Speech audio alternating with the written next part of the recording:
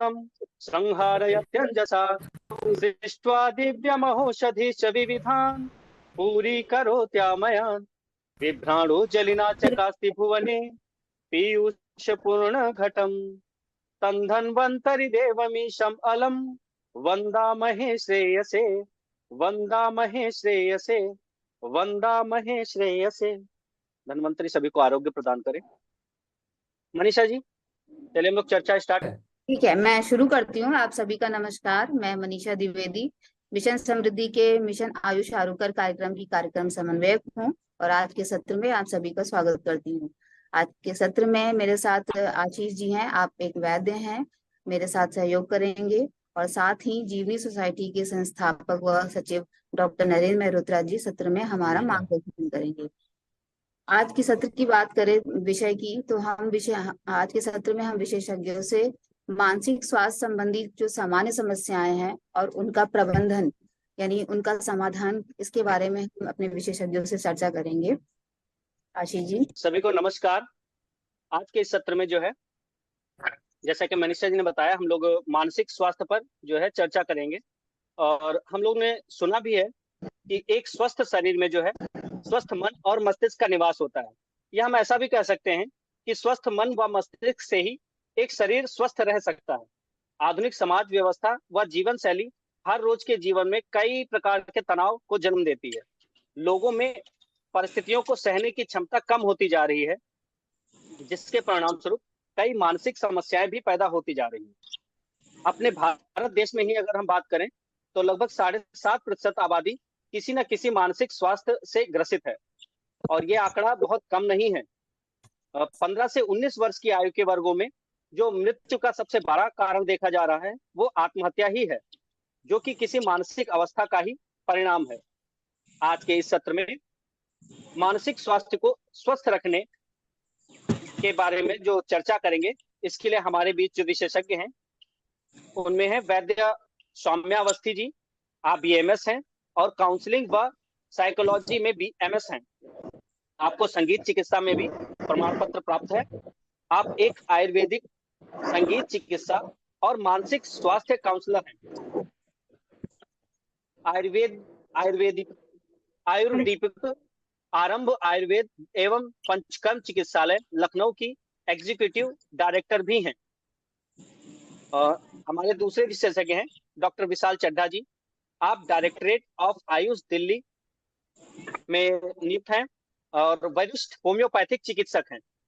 हमारी तीसरी जो विशेषज्ञ हैं वो ज्योति सिंह जी हैं, आप बाल विकास मानसिक स्वास्थ्य शिक्षा में आप साइकोलॉजिस्ट हैं व चिकित्सीय परामर्शदाता भी हैं। हमारे चौथे विशेषज्ञ हैं डॉक्टर मोहम्मद जुबैर, आप मेडिसिन जिसे यूनानी में मौलजात भी कहते हैं उसमें आप MD हैं व स्टेट तकमिल उत तिब कॉलेज व हॉस्पिटल लखनऊ में असिस्टेंट प्रोफेसर व प्रभारी हैं। आप सभी विशेषज्ञों का आज के इस सत्र में बहुत बहुत स्वागत है। सत्र को आगे बढ़ाने से पहले मैं डॉक्टर मेहरोत्रा जी से निवेदन करूंगा कि वे आज के सत्र के बारे में कुछ शब्द कहें। डॉक्टर मेहरोत्रा जी। धन्यवाद आशीष जी, आपने वैसे तो इंट्रोड्यूस कर दिया है। जो इस समय जैसे आपने बताया कि दुनिया में बहुत बड़ी संख्या में लोग मानसिक रोगों से ग्रसित हैं। इसके बहुत सारे कारण भी हैं और उनके कारणों के समाधान, इन पर हम लोग आज चर्चा करेंगे।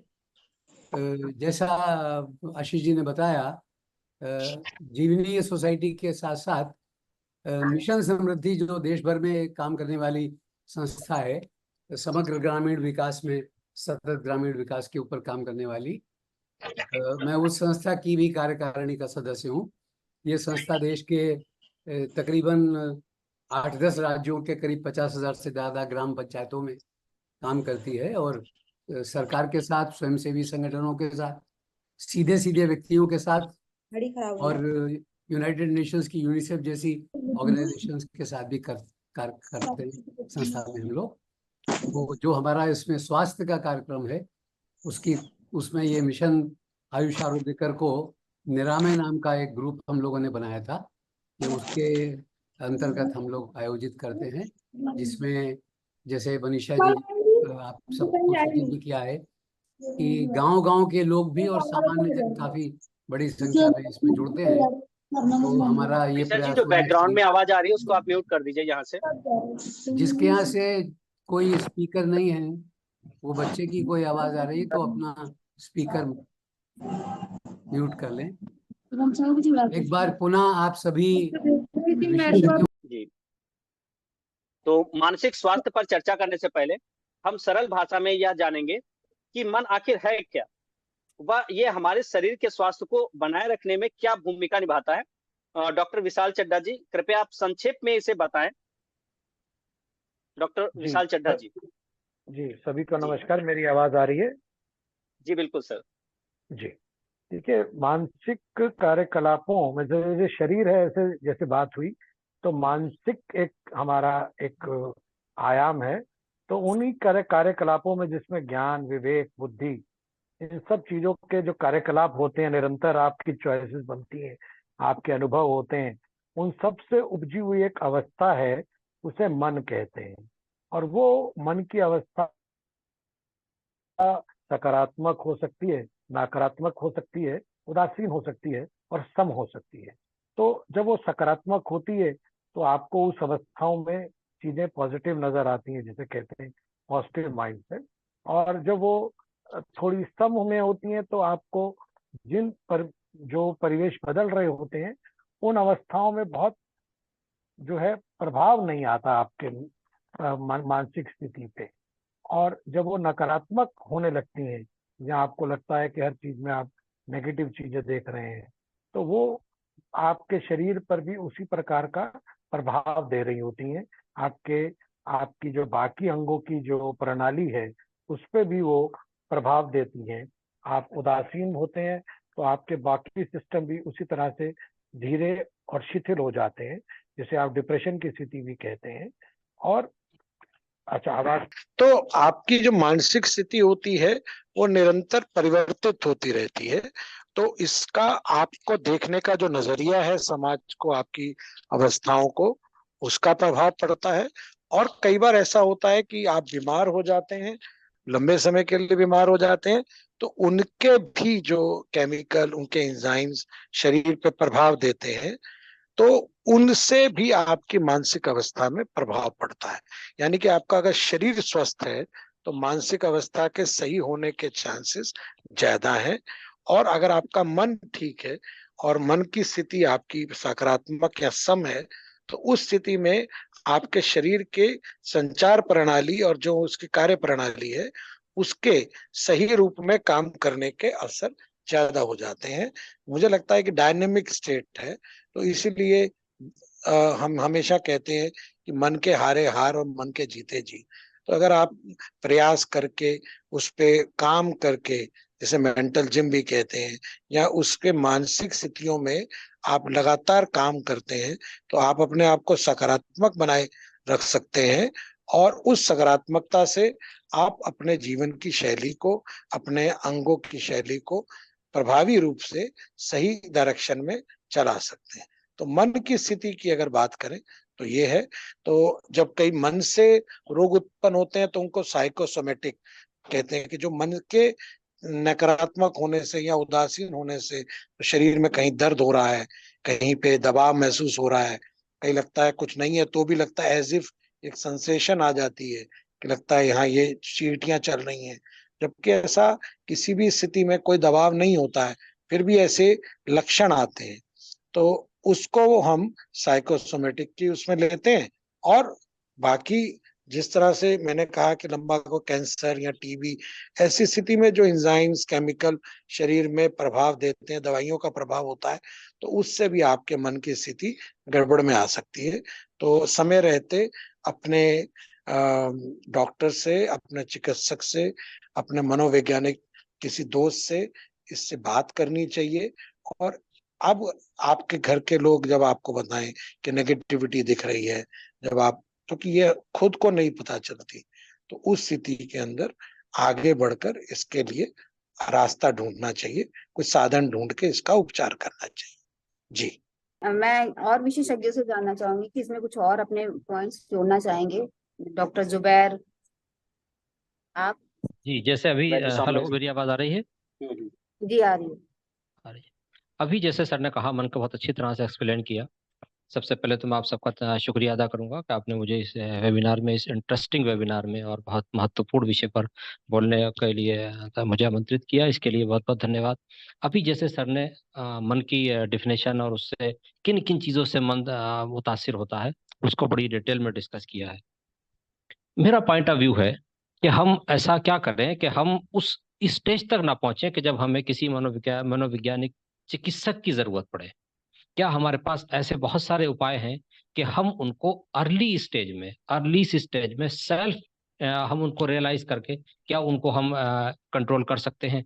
तो हाँ, ऐसी बहुत सारी व्यायाम भी है, बहुत सारी एक्सरसाइज भी हैं, डाइट भी है, और रोजमर्रा की चीज़ों में बहुत सारी ऐसी हैं कि हम ऐसी चीज़ें कि जिसको हम ये समझ लें, रियलाइज कर लें कि हम निगेटिविटी की तरफ जा रहे हैं। तो अगर अर्ली फेज में हम उसको अपनी दिनचर्या को रियलाइज करके कुछ चेंजेस अपने अंदर पैदा कर लें, तो हम उस स्टेज से अपने आप को प्रिवेंट कर सकते हैं जब हमें किसी मनोवैज्ञानिक चिकित्सक की जरूरत पड़ती है या कुछ मेडिसिन लेने की जरूरत पड़ती है। ऐसे फेज में ऐसे कुछ एक्सरसाइज, हम जो वाटर साइंटिस्ट हैं, उन्होंने ऐसी बहुत सारी एक्सरसाइज इन्वेंट की हैं, बताई हैं, कि जिनके जरिए हम उस स्टेज तक नहीं पहुंच सकते हैं, जिसको हम कहते हैं रिफ्लेक्टिव एक्सरसाइज। रिफ्लेक्टिव एक्सरसाइज का मतलब होता है कि हम अपने आप को देखें, और उसकी सिंपल सी एक एक्सरसाइज तमाम मनोवैज्ञानिक चिकित्सक ने बताई है। और वो ये है कि हम अगर शाम को बैठ कर सिर्फ 20 मिनट के लिए अपने लिए 20 मिनट निकालें, आंखें बंद करके सिर्फ बैठ जाएं, और हमने 24 घंटे में जो काम किया, वो अच्छा है, बुरा है, हमने किसी को रिप्लाई किया है, वो रिप्लाई उन वर्ड्स में थे, वो वर्ड्स अच्छे थे या खराब थे, अगर हम सिर्फ 20 मिनट बैठ करके डेली शाम को अपने लिए अलग निकाल करके हम ये रियलाइज करें, पूरी अपनी दिनचर्या को रिवाइज करें, और उसको word to word slow motion में वर्ड टू वर्ड देखें, हमने सुबह उठकर क्या किया, किन किन लोगों से मिले, किन किन लोगों को हमने रिप्लाई किया। डॉक्टर वैद्य सौम्या जी से जानना चाहूंगी इसी प्रश्न पर, उनका कुछ अलग से कुछ ऐड है करना हो या कुछ विचार हो उनके। वैद्य सौम्या। नमस्ते। सबसे पहले तो मैं जीवनी को और निरामय आयुष को और मिशन समृद्धि, आप सभी के लिए मैं आभारी हूँ कि मुझे आप लोगों ने इस वेबिनार में as a guest speaker invite किया। इस क्वेश्चन से रिलेटेड जब हम बात करते हैं तो पहले तो ये जानना जरूरी है कि मन है क्या, क्योंकि बहुत लोगों को माइंड और ब्रेन में बहुत ज्यादा कंफ्यूजन होता है। तो ब्रेन एक फिजिकल चीज है, बट माइंड एक ऐसी चीज है जो हमारी फिजिकल एक्टिविटीज से समझा जा सकता है, वो एक नॉन फिजिकल एंटिटी है। तो मन जो है उसका रेजिडेंस हमारा बॉडी होती है हमारी। तो हम जिस भी एनवायरनमेंट में रहते हैं उस एनवायरनमेंट को हम लोग अफेक्ट करते हैं और वो एनवायरनमेंट को हमें अफेक्ट करता है। सेम ऐसा ही कनेक्शन हमारे मन और हमारे शरीर के बीच में होता है। जैसे शरीर जैसा भी होगा वो मन वैसा ही बनाएगा, और जितने प्रकार के मन होते हैं उतने ही प्रकार के अलग अलग तरह के आपको शरीर भी देखने को मिलेंगे। तो वो उस पर पूरी तरह से डिपेंडेंट होता है। वैसे ही हम जितना अपने जो अभी हमारे फेलो स्पीकर्स ने भी बात की कि मेंटल जिमिंग की जो बात की, कि हमारी मेंटल ट्रेनिंग जो होती है, हम सुबह से उठने से लेकर रात में सोने तक के बीच में जो भी कुछ करते हैं, जो एक्टिविटीज, उसको एनालाइज करना। और इसका सबसे बड़ा कनेक्शन होता है हमारे 5 सेंसेस से। जो हमारी आंखों से हम जो चीजें देख रहे हैं, जैसे आज के टाइम में सबसे ज्यादा आंखों का यूज होता है, सभी जानते हैं कि जो भी हम अपने फोन में या स्क्रीन्स में देख रहे हैं उसको माइंडफुली सेलेक्ट करना कि हम क्या सही चीज देख रहे हैं, सही चीजें सुन रहे हैं। और ऐसे ही खाने पीने की बात करी जाए तो क्या जो चीजें अच्छी है हमारे लिए, बहुत ज्यादा जंक तो इनटेक नहीं हो रहा है, नॉर्मल डाइट खा रहे हैं या नहीं, टाइमली खा रहे हैं कि नहीं। तो ये जो 5 सेंसेस हमारे हैं, फिर स्मेल से रिलेटेड भी होता है कि हम समझ लीजिए कि जैसे कहीं जा रहे हैं और कहीं स्मोक की बहुत ज्यादा स्मेल आने लगी, तो हमारा एक नेचुरल रिफ्लेक्स होता है, क्योंकि हमने अपने माइंड को ट्रेन किया है कि हम अपने नोज को कवर करेंगे, नाक तुरंत बंद करते हैं। वैसे ही हमारी बाकी सेंसेस को भी हमें ट्रेन करना है कि कोई भी गलत चीजें हैं तो उसको कैसे अवॉइड करना है और उसको सही डायरेक्शन कैसे देनी है। और जो बाकी टंग की बात करी मैंने, और ऐसे ही 5वां सेंस है स्किन।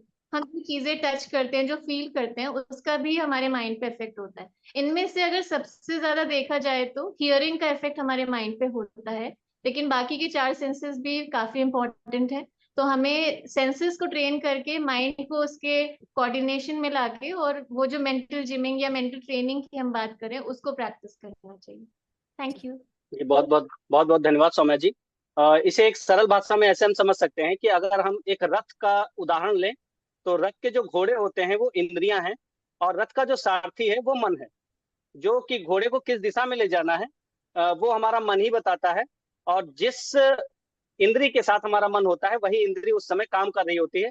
जैसे हम अगर कहीं भी बैठे हैं और हमारा मन कहीं दूसरी जगह किसी और में लगा हुआ है, तो वहां जितनी भी घटनाएं घटती हैं उसे हमारा जो मन या इंद्रियां हैं उसको कैच नहीं कर पाती हैं। जैसे कि एक विवेकानंद का उदाहरण भी है कि वो लाइट के नीचे पढ़ रहे थे, उनके सामने से बारात चली जाती है और वो पढ़ने में लग्नित रहते हैं। तो 5 से 3 4 पीछे जो रह जाते हैं बंदे, वो पूछते हैं कि यहाँ से कोई बारात गई है, वो किस दिशा में गई है। तो विवेकानंद जी कहते हैं कि बारात यहाँ तो मुझे नहीं पता बारात किधर गई है, मुझे तो ये भी नहीं पता बारात यहाँ से गई है कि नहीं गई है। तो उनका मन इतना अच्छा ये एकाग्र रहता था कि जिस इंद्रिय के साथ वो लगा देते थे, सिर्फ वही इंद्रिय कार्य करती थी, बाकी सारी इंद्रियों को वो ब्लॉक कर सकते थे। तो ये मन की बहुत ही उच्च पराकाष्ठा जिसको हम बोल सकते जी हैं। जी आशीष जी, बहुत सही कहा। इसी को इंटेलिजेंस कहा जाता है, यही इंटेलिजेंट है। जी जी जी सर। जी। तो इसी के आगे मनीषा जी। बिल्कुल। इसी तरह के उदाहरण से ही अगर आज की चर्चा हम पूरी हो तो बहुत ही अच्छा होगा, लोगों की समझ में भी आसानी से ही आएगा। और साथ ही सभी एक्सपर्ट से मेरी एक रिक्वेस्ट भी है कि हमारे जो ऑडियंस हैं, जो सुनने वाले हैं, वो अधिकतर ग्रामीण परिवेश से हैं, ग्रामीण जगहों से हैं। तो जब भी हम किसी भी इशू पर बात करें तो थोड़ा उनकी उनकी समझ में आने सरल, बहुत ही सरल भाषा में बात करें, ताकि वो भी उससे कनेक्ट कर सके और उसे समझ सके। आगे हम बात करेंगे, हम मानसिक स्वास्थ्य की बात कर रहे हैं। तो हम सभी जानते हैं कि चाहे कोई भी रोग हो या समस्या हो, अगर हमें उसका कारण पता चलेगा तभी हम उसकी समाधान या उपचार की बात करते हैं। तो इसी में मैं वैद्य सौम्या जी से मैं जानना चाहूंगी कि इन मानसिक रोगों का मूल कारण क्या हो सकता है।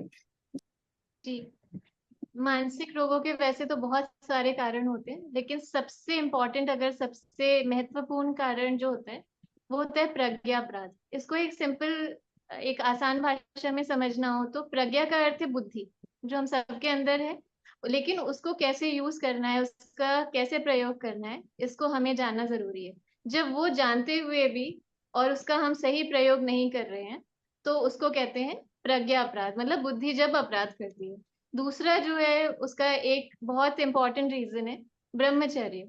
ब्रह्मचर्य को आज के एस्पेक्ट में देखा जाए तो बहुत सारे लोग इसको बहुत ही ब्रीफली या बहुत ही रॉन्गली डिफाइन करते हैं। ब्रह्मचर्य शब्द जो है ये 2 शब्दों से बना है, ब्रह्म और चर्य।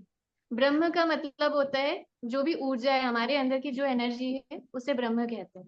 और चर्य का मतलब है उसका एक सही इस्तेमाल करना। तो जो भी हमारे अंदर की फिजिकल, मेंटल, मतलब शारीरिक, मानसिक, फिर इमोशनल, सेक्सुअल, ये जितनी एनर्जीज हैं वो सारी हमारी उसी ऊर्जा के अंदर आती है।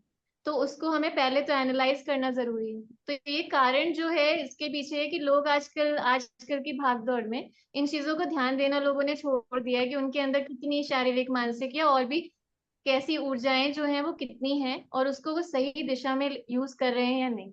जैसे कि अभी एग्जाम्पल्स में भी ये बात हुई कि जो सेंसस के एग्जाम्पल में बताया कि एक रथ होता है और उसको कैसे कंट्रोल करता है माइंड, और मतलब उसमें बुद्धि का भी बहुत बड़ा रोल है उस प्रोसेस में अगर देखा जाए तो वो जो सेंसस का कंट्रोल है वो हमारा इसी के थ्रू आता है कि हमें कैसे सही डायरेक्शन में अपनी सारी चीजें करनी है। जैसे समझ लीजिए कि सुबह उठ रहे हैं और उठने के बाद बस दिन निकलता चला जा रहा है, उसका ध्यान नहीं दिया जा रहा है। फिर दिन में बहुत लोगों से मिले, उससे कुछ भी ऐसी बात हुई रैंडमली, कुछ भी उसका आंसर किया, कुछ भी जवाब दिया, कुछ लोगों का समय भी ऐसे ही निकल जाता है। और वो दिन के अंत में क्या होता है कि फिर एक ऐसी फीलिंग आती है कि आज मैंने दिन में सारे दिन किया क्या। ऐसा अक्सर बहुत ज्यादा पाया जाता है। जब ये एक कुछ दिनों तक, कुछ महीनों तक ऐसा ही चलता रहता है, तो ये बहुत बड़े बड़े मानसिक रोगों की तरफ बढ़ता है। तो इसकी वजह से जो बड़े बड़े मानसिक रोग हैं वो इतने छोटे से स्टेप से किए जा सकते हैं, प्रिवेंट किए जा सकते हैं। तो उसको बचाने के लिए या उन मानसिक रोगों से बचने के लिए ये एक बहुत अच्छा तरीका है। तीसरा, जो हमने हमेशा ही जाना है, आप लोगों में से बहुत को पता भी होगा शायद, जो वीक माइंड्स होते हैं, जिससे हम लोग कहते हैं हीन सत्व, जिनका मन कमजोर होता है, मतलब वो अपने मन को ट्रेन, कमजोर मतलब ये है कि हम अपने मन को ट्रेन नहीं कर रहे हैं, उसका जो मन कर रहा है, जो हमारा मन कर रहा है वो हम करे जा रहे हैं बिना ये सोचे समझे कि ये हमारे लिए हितकर है या ये हमारे लिए अहितकर है। तो इन दोनों चीजों में कैसे हमें फर्क देखना है, ये हमें करने के बाद पता चलता है। जैसे कोई चीज समझ लीजिए कि मैंने खाई, और वो किसी खास ऋतु में मैंने खाई या किसी खास समय में मैंने खाई, एक एक साधारण सा उदाहरण दे रही हूँ मैं, और उसकी वजह से मुझे परेशानी हुई। उसके बाद दूसरी बार भी ऐसा ही हुआ, तीसरी बार जब मैंने वो किया तब भी ऐसा ही हुआ, लेकिन मैंने हर बार ये जानते हुए भी कि वो होता है, समझ लीजिए एक लोभवश उसको बार बार मैंने खाया। तो उससे क्या होता है कि धीरे धीरे धीरे कहीं ना कहीं मेरा मन ये जानता है कि ये चीज मेरे लिए नुकसानदायक है। ऐसा ही हम लोग संगति के लिए जैसे कहते हैं कि किसी खास ग्रुप के लोगों के बीच में जब हम रहते हैं तो वो हमारी प्रोडक्टिविटी पे बहुत ज्यादा इम्पैक्ट होता है उनका। मतलब हम जो भी कुछ अपने दिनचर्या में कर रहे हैं, जिन लोगों के बीच में हम रह रहे हैं, उनसे जो बातें कर रहे हैं, उससे हमारा मानसिक स्वास्थ्य बनता है, और हम दूसरों का मानसिक स्वास्थ्य में भी उतना ही योगदान देते हैं ऐसे ही। तो हम जो बातें सुने या करें उसको बहुत सोच समझ के करें, कि ऐसा ना हो कि हर वक्त किसी के पीठ पीछे बुराई करते रहना या किसी को कोसते रहना, इन चीजों को अवॉइड करें। अपना अपनी जो ऊर्जा है वो सही दिशा में लगाएं। उसके अलावा शरीर की बात की जाए तो ये भी एक बहुत बड़ा कारण है मानसिक रोगों का, कि बहुत सारे कंडीशन में हम सारी चीजें अच्छी सोच रहे हैं, सब कुछ कर रहे हैं, लेकिन अपने शरीर का ख्याल नहीं रखते, वहां पे शरीर पीछे रह गया। अपना रोज टाइमली खाना खाना, सोना, उठना। और आज के टाइम में अगर देखा जाए तो ज्यादातर लोग इस तरफ ज्यादा रहते हैं कि खाने में क्या खाना चाहिए, लेकिन खाने का टाइम वहां पर वो मैटर उनके लिए नहीं हो रहा है। तो वो चीज अगर हम ध्यान रखने लगे तो मानसिक रोग जो है उसका कारण यही होता है कि उन चीजों पे ध्यान नहीं दिया जाता, तो उनसे हम अवॉइड कर सकते हैं उन चीजों को। फिर ऐसे बहुत सारे और भी कारण हैं, जिनमें आगंतुक कुछ कारण हैं जो बाहर से चीजें होती हैं। जैसे बहुत कोई क्लोज, कोई बहुत घर का प्रियजन या कोई ऐसा मित्र हुआ किसी का, जिसकी जिसका लॉस हुआ, जो कुछ फैमिली में कोई ऐसा मैटर हुआ या किसी की मृत्यु हो गई, उसकी वजह से बहुत गहरा सदमा पहुंचने की वजह से भी, खास तौर पे ऐसा तब होता है जब बहुत ज्यादा कमजोर दिमाग का कोई होगा, तो उसकी जो डेली की एक्टिविटीज हैं, जो वो काम कर रहा है, वो भी उससे अफेक्ट होता है, उससे मानसिक रोग की वजह से। तो ये तो बिल्कुल नेचुरल चीज है कि किसी का कोई ऐसा लॉस होगा तो उसका उसका असर उस पर होने वाला है, लेकिन उसको हमारा माइंड कैसे कोप अप करता है वो हमारे सत्व पर बहुत डिपेंड करता है। तो हमें अपने माइंड को, और वो एक दिन में नहीं आता, वो सालों की प्रैक्टिस से आता है। कुछ पहले कुछ महीनों के बाद और फिर कुछ सालों के बाद जब आप प्रैक्टिस करते रहते हैं तो आपका माइंड उस लेवल तक स्ट्रांग होता है कि आप उस चीज को कोप अप कर पाते हैं इजीली, उससे आगे बढ़ पाते हैं। फिर कुछ शारीरिक दोष होते हैं हमारे, जो कि आजकल शायद सबने ही सुना होगा, वात, पित्त और कफ। ये तीन दोष जो हैं ये हमारे शरीर के पूरे स्वास्थ्य को बनाने में बहुत बड़ा इनका सहयोग होता है। तो इसमें जब भी डिस्टरबेंस होता है तो उसकी वजह से मानसिक बहुत सारे रोग होते हैं। अब जैसे हमने प्रज्ञा अपराध की बात की थी, जो बुद्धि जो है वो सही तरीके से यूज ना करना, कि जैसे मैंने आपको कुछ एग्जांपल्स भी दिए कि सुबह उठने के बाद फिर जैसे समझ लीजिए कि मुझे सुबह उठने को किसी ने बताया कि जल्दी उठना चाहिए, तो मैं सुबह 2-3 बजे उठने लग जाऊं। जल्दी का मतलब मैं उसको गलत समझू, मेरी बुद्धि उसे गलत समझे, तो उससे क्या होगा कि उससे बहुत सारे मानसिक रोग हो सकते हैं, क्योंकि निद्रा अच्छे से, नींद अच्छे से नहीं ले रहे हैं हम। नींद अच्छी ना होने की वजह से भी मन का जो पूरा काम है, जो फंक्शन है, वो अच्छे से नहीं कर पाता है। तो ये इस तरह के और भी कुछ काम है, या फिर कुछ गलत या विपरीत काम करना। जैसे गर्मियों में मुझे पता है कि बहुत ज्यादा व्यायाम नहीं करना चाहिए, लेकिन किसी को भी अगर ये बात बताई जाए और अगर वो ऐसा करने लगे कि नहीं मुझे तो वेट लॉस करना है, मैं बहुत ज्यादा ओवर एक्सर्ट करूंगा या बहुत पूरा सुबह शाम जिम करूंगा, तो वहां पे वो है कि वो जानते हुए भी वो गलत डिसीजन लेना, ये भी एक बहुत बड़ा कारण होता है मानसिक रोगों का। तो ये सारे कुछ खास कारण है। इसके अलावा जो पोल्यूटेड फूड है आजकल, जो बहुत ज्यादा, जैसे जंक फूड खाना, बहुत जरूरत से ज्यादा जो प्रोसेस्ड फूड खाना, ये सारे भी मानसिक रोगों के कारण है। क्योंकि शरीर और मन, अगेन जो हमने बात की कि मन जो है वो शरीर के अंदर ही रहता है, तो उसका इम्पैक्ट तो उस पर पड़ेगा। Thank you. बहुत बहुत धन्यवाद समय जी। बोला भी गया है, नेन्द्रियाणि न चैवार्था सुख दुख से हेतव। यानी कि मन के अनुकूल वस्तु जो हमें प्राप्त नहीं हो पाती है या अप्रिय वस्तु प्राप्त होती है, तो हमें जो है मानसिक रोग जो है पैदा हो जाते हैं। जैसा कि स्वामी जी ने बताया कि हमें पता है कि उदाहरण ले लें आप दही का, तो दही हमने खाई, सर्दियों में खा ली, ठीक है, हमें फायदा की, लेकिन आज भी लोग मेरे पास पेशेंट आते हैं, वो दही खा के आते हैं और बहुत सारी दिक्कतें उनको हो रही होती हैं, और मैं लाख समझा लूं कि भाई दही मत खाओ, क्योंकि आपको जो दिक्कत हो रही है वो दही की वजह से हो रही है, लेकिन उनकी मन स्थिति इस बात को मानने के लिए तैयार नहीं होती है। कहते दही तो ठंडी होती है, उससे क्या नुकसान हो सकता है। अब मैं बताता हूँ आयुर्वेद के अनुसार कि दही ठंडी नहीं गर्म होती है, इसकी गर्मी की वजह से, क्योंकि पेशेंट बवासीर वाला वगैरह के भी आते हैं जिनको ब्लीडिंग हो रही होती है, तो जैसे ही मैं दही बंद करता हूँ तो उनकी ब्लीडिंग भी अपने आप बंद हो जाती है और उनको वही दवाई बहुत अच्छे से काम करने लगती है। और कारणों में आर्थिक और सामाजिक कारण भी बहुत सारे होते हैं, घर के कलह वगैरह जो भी चलते हैं। सबसे बड़ा तो आजकल आर्थिक तंगी जिनको होती है उनको मानसिक रोग बहुत जल्दी होते हैं, तो ये भी बहुत सारे जी जी। कारण हैं। इनके अलावा भी कुछ कारण हो तो मैं जैविक चाहूंगा कि आप जैविक लोग भी कारण है जोड़ें। जी। जी जी जी, जैविक कारण है, शारीरिक कारण है, व्यक्तित्व है, जी जी और जी। शारीरिक खान पान संबंधी है, मनोवैज्ञानिक कारण है। सौम्या जी ने बहुत अच्छा उसका सबका एक्सप्लेन किया, नो डाउट। बहुत अच्छा है। कुछ शारीरिक कारण भी उसके हैं, जैसे अगर किसी को ओबेसिटी है तो अल्टीमेटली ओबेसिटी, मोटापे के साथ वो जो मनोवैज्ञानिक एक मानसिक उसकी स्थिति है वो भी खराब हो जाती है। किसी को कारोबारी लॉस हुआ है, कोई लॉन्ग डिजीज से सफर कर रहा है, लाइक कार्सिनोमा है, डायबिटीज है, हाइपरटेंशन है, इस टाइप की लॉन्ग डिजीजेस, किसी को फिजिकल प्रॉब्लम है, जिस्मानी किसी के साथ समस्या है, तो मनोवैज्ञानिक समस्याएं उसके साथ अपने आप जुड़ी चली आती हैं। किसी को कारोबारी लॉस है। और इसके अलावा आजकल जो है वो मीडिया का बहुत बड़ा इन्वॉल्वमेंट है, और हमें मनोवैज्ञानिक समस्या को ज्यादा बढ़ाने में, अभी कोविड के बाद से आप देखिए कि कितनी पॉपुलेशन, कितनी ज्यादा मनोवैज्ञानिक रोगियों की बढ़ी है।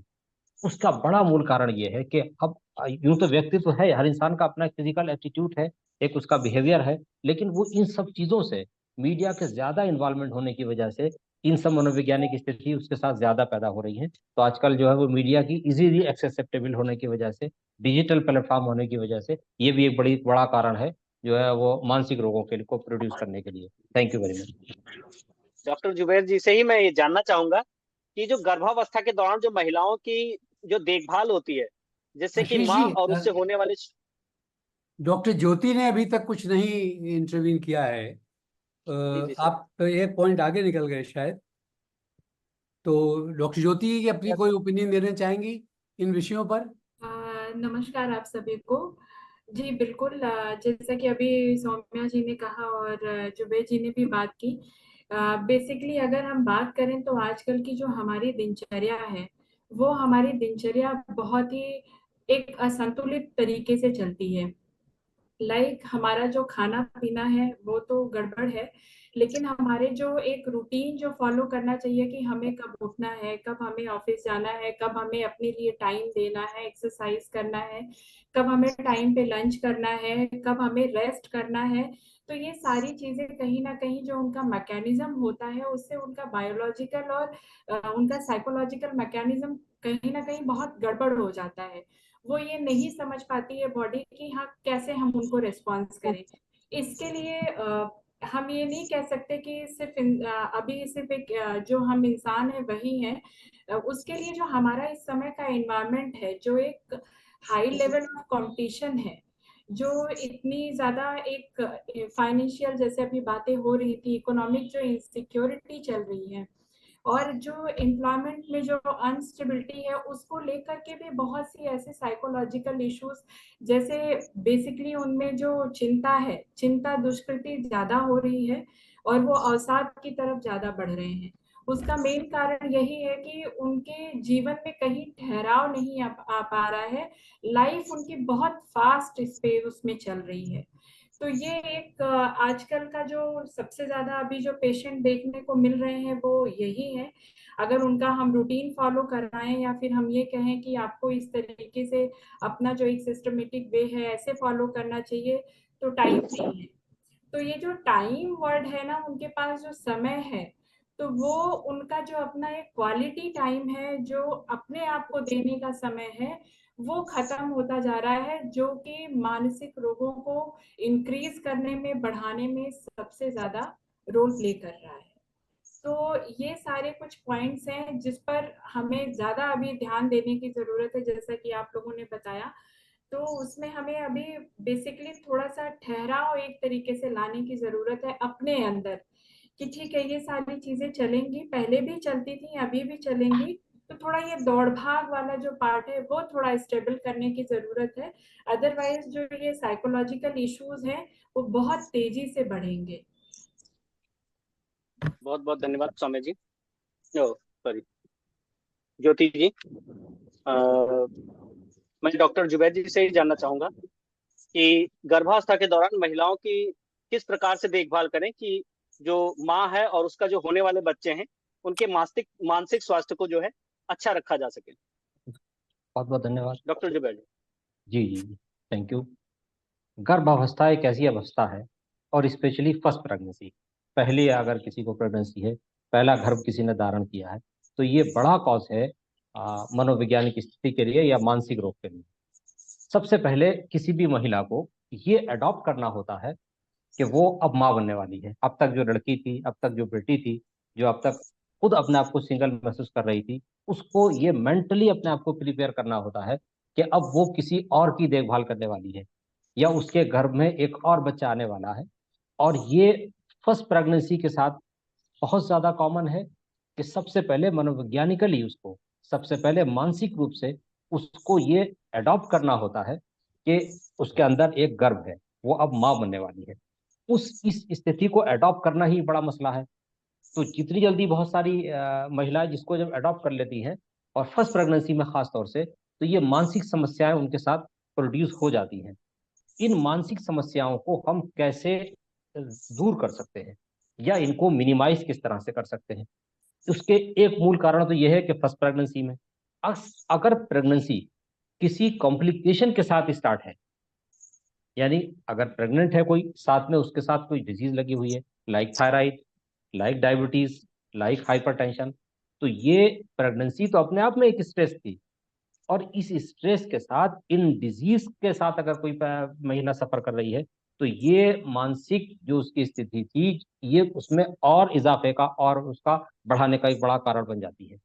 तो फर्स्ट प्रेगनेंसी में, पहली प्रेगनेंसी में, प्रेगनेंसी अपने आप में एक स्ट्रेसफुल है, उसके साथ कोई डिसीज अगर लगी है तो वो इस कंडीशन को और ज्यादा बढ़ा देती है। सेकंड प्रेगनेंसी में अगर फर्स्ट प्रेगनेंसी का कोई किसी के साथ कोई कॉम्प्लिकेशन हुआ था, तो फर्स्ट प्रेगनेंसी के जो नेगेटिव इम्पैक्ट है, वो सेकंड प्रेगनेंसी अगर किसी ने अडॉप्ट की है, सेकंड प्रेगनेंसी किसी को कंसीव हुआ है, तो फर्स्ट प्रेगनेंसी में किसी के साथ अगर कोई इंसिडेंस हुआ है, कोई मिसहैपनिंग हुई है, लाइक एबॉर्शन हुआ, लाइक किसी के साथ कोई डायबिटीज थी, किसी का अनकंट्रोल हाइपरटेंशन हो गया, जिसको हम डिफरेंट मेडिकल टर्म्स इक्लेम्शिया, प्रीक्लेम्शिया कहते हैं, या फर्स्ट प्रेगनेंसी में किसी के साथ कोई अगर इशू आया है, तो उस इशू की वजह से सेकंड प्रेगनेंसी में स्ट्रेसफुल रहेगी।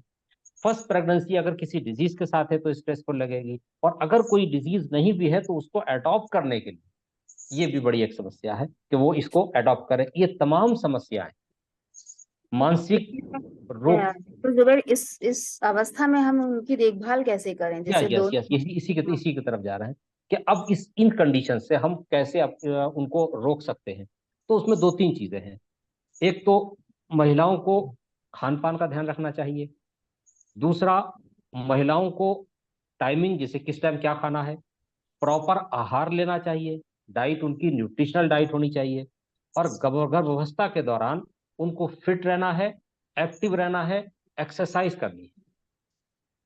ये 4-5 पॉइंट्स हैं कि जो उनको फॉलो करना है। अगर महिला, गर्भवती महिला इन चीजों को फॉलो करती रहेगी, तो इस फॉलो करने की वजह से वो इस मानसिक रोग की तरफ जो जाने वाली है, जो ऑलरेडी उसके साथ ये कंडीशन है, जो स्ट्रेसफुल कंडीशन है, इस स्ट्रेसफुल कंडीशन को बहुत इजीली वो रिमूव कर सकती है।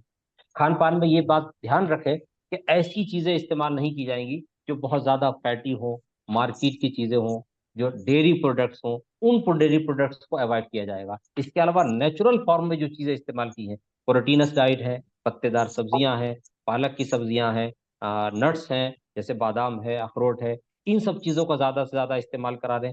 पूरी नींद लेना है, गर्भावस्था के दौरान एक्टिव रहना है, बहुत जरूरी है कि एक्सरसाइज, लाइट एक्सरसाइज करें। और अगर कोई डिजीज उसके साथ पाल चल रही है, लाइक डायबिटीज है, लाइक थायराइड है, लाइक हाइपरटेंशन है, इनको स्ट्रिक्टली कंट्रोल रखना है और टाइम टू टाइम इनकी इन्वेस्टिगेशन कराना है। और अपने जो किसी गायनोकोलॉजिस्ट के अंडर में ये गर्भवती महिला है, उस गायनोकोलॉजिस्ट से प्रॉपर विजिट करती रहे, तो ये स्ट्रेस भी कम होगी और स्ट्रेस के और इस गर्भावस्था के साथ साथ जो डिजीज है वो भी कंट्रोल रहेंगी। इस तरह से हम गर्भावस्था के गर्भवती महिला को अच्छे से देखभाल कर सकते हैं कि उसका फिजिक्स भी रहे, फिजिकल भी मेंटेन रहे, और उसके अंदर जो शिशु है, गर्भावस्था के अंदर जो शिशु है वो भी हेल्दी रहे, उसकी मनोवैज्ञानिक स्थिति भी बढ़िया रहे। Thank you. जी डॉक्टर, आपने बहुत ही अच्छे से और विस्तार से बताया। इस पॉइंट में डॉक्टर ज्योति, आप कुछ और ऐड करना चाहेंगे जो अलग हो, मतलब डॉक्टर जुबैर ने जो भी कहा? बिल्कुल। इसमें देखिए, जो प्रेगनेंसी है ना, वो अपने आप में ही एक ब्लेसिंग है। तो इसमें जैसे हमारे यहाँ कुछ चीजें जैसे होती हैं, गर्भ संस्कार वगैरह, तो इन सब तरीकों की, इन सब चीजों को भी फॉलो करना चाहिए। और इसके लिए अब तो छोटे छोटे सेंटर्स भी ओपन किए गए हैं और इस पे काम होता है। दूसरी चीज कि फैमिली से थोड़ा कांटेक्ट में रहना चाहिए, प्लस जो पार्टनर है आपका, जो आपका लाइफ पार्टनर है, जो हस्बैंड है आपका, उससे आपकी बॉन्डिंग बहुत अच्छी होनी चाहिए। तो घर में जो एक वायलेंस का जो माहौल है वो थोड़ा कम होगा। प्लस जब अटैचमेंट बढ़ेगा तो हमारा जो केयर होगा, जो हमारा स्ट्रेस लेवल होगा, वो अपने आप ही रिड्यूस होगा। प्लस इसमें जो सबसे सेफ पॉइंट एक हम लोग मतलब इंट्रोड्यूस करते हैं गर्भवती महिलाओं को, वो ये है कि आप कुछ नहीं तो आप डेली डीप ब्रीदिंग जरूर करें। डीप ब्रीदिंग करें, प्राणायाम करें, क्योंकि ये सेफ है। इसमें कोई, अगर आपको कोई कॉम्प्लिकेशंस हैं या फिर आप डॉक्टर के गाइडेंस में हैं, तो ये चीजें ऐसी हैं जो आपके स्ट्रेस लेवल को, जो आपके तनाव के स्तर को कम भी करेगा, और इससे आपको किसी भी तरीके का कोई कॉम्प्लिकेशंस भी नहीं होगा। तो ये सारी कुछ चीजें हैं, छोटी छोटी चीजें, जिनको हमें गर्भावस्था में फॉलो करना चाहिए, जिससे हमारी जो गर्भावस्था है वो एक स्वस्थपूर्ण तरीके से पूरी हो। बिल्कुल। वैसे थैंक यू सौम्या, सो आप मच। इसमें कुछ जोड़ना चाहेंगे इस पॉइंट में? बस मैं यही कहना चाहूंगी कि जो गर्भावस्था है उसमें जैसे फिजिकल चेंजेस हम लोग देखते हैं वो बाहर से दिखता है, ऐसे ही हम सबको ये समझने की जरूरत है, स्पेशली फैमिली मेंबर्स को जो गर्भिणी है उसके, कि इमोशनल चेंजेस भी बहुत ज्यादा होते हैं गर्भावस्था में। सिर्फ फिजिकल नहीं, इमोशनली भी बहुत ज्यादा चेंजेस होते हैं। जैसे बहुत शांत से शांत कुछ लेडीज होती हैं जो कि गर्भावस्था में आने के बाद कभी कभी उनके अंदर कुछ मूड स्विंग्स होने लगते हैं। और ये ट्राइमेस्टर वाइज भी बहुत ज्यादा फर्क, जैसे हर 3 महीने के बाद ये चेंजेस दिखेंगे आपको। तो पहले 3 महीने में लगेगा कि बहुत ज्यादा मूड स्विंग्स है उनमें, मतलब अप डाउन होता रहता है। कभी तो बच्चे के लिए जो गर्भिणी है उसको बहुत प्यार आएगा कि वो अब माँ बनने वाली है, कभी कभी उसको अपने बॉडी शेप को देख के उस बच्चे से घृणा होने लगती है कि क्यों ऐसा हो रहा है। वो पहले 3 महीने वो एडजस्टमेंट में जाते हैं, उसको एक्सेप्टेंस करने में जाते हैं कि एक्सेप्ट कर पाए कि हाँ गर्भिणी है तो ये चेंजेस तो होने ही है।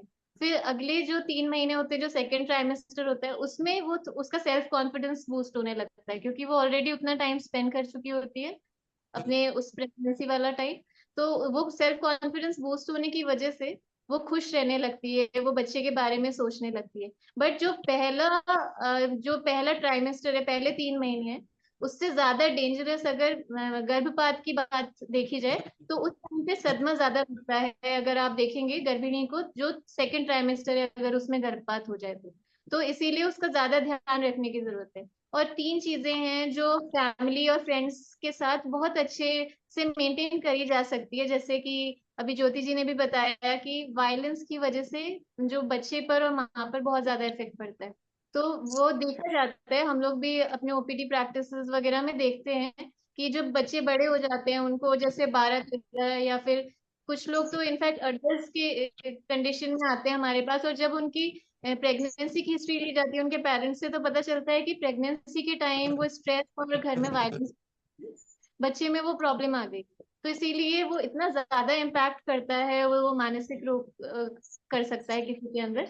तो इन चीजों का ध्यान रखें। जो माँ है उसके साथ एक एम्पैथी, सहानुभूति बनी रहे, उसको अच्छा प्यार वाला एटमोसफेयर मिले वहां पर, और सुरक्षा, उसको ऐसा मतलब सेफ फील हो, ऐसा एटमोसफेयर क्रिएट करें। ये 3 चीजें खास तौर पे ध्यान रखें। और जो गर्भ संस्कार की बात है उसमें मैं एक ऐड करूंगी कि गर्भ संगीत एक बहुत बड़ा रोल प्ले करता है उसमें। जो गर्भ संगीत है उसको वैसे तो म्यूजिक थेरेपिस्ट अच्छे से प्लान कर सकते हैं, लेकिन उसमें भी हम लोग जैसे दोहरित होता है वो 4th मंथ में होता है, मतलब जब हृदय बनता है वो 4th मंथ होता है, 4थे महीने में बच्चे का हृदय बन जाता है। उसके बाद 5वें महीने में उसका मन बनता है, और 6ठे महीने में उसकी बुद्धि बनती है।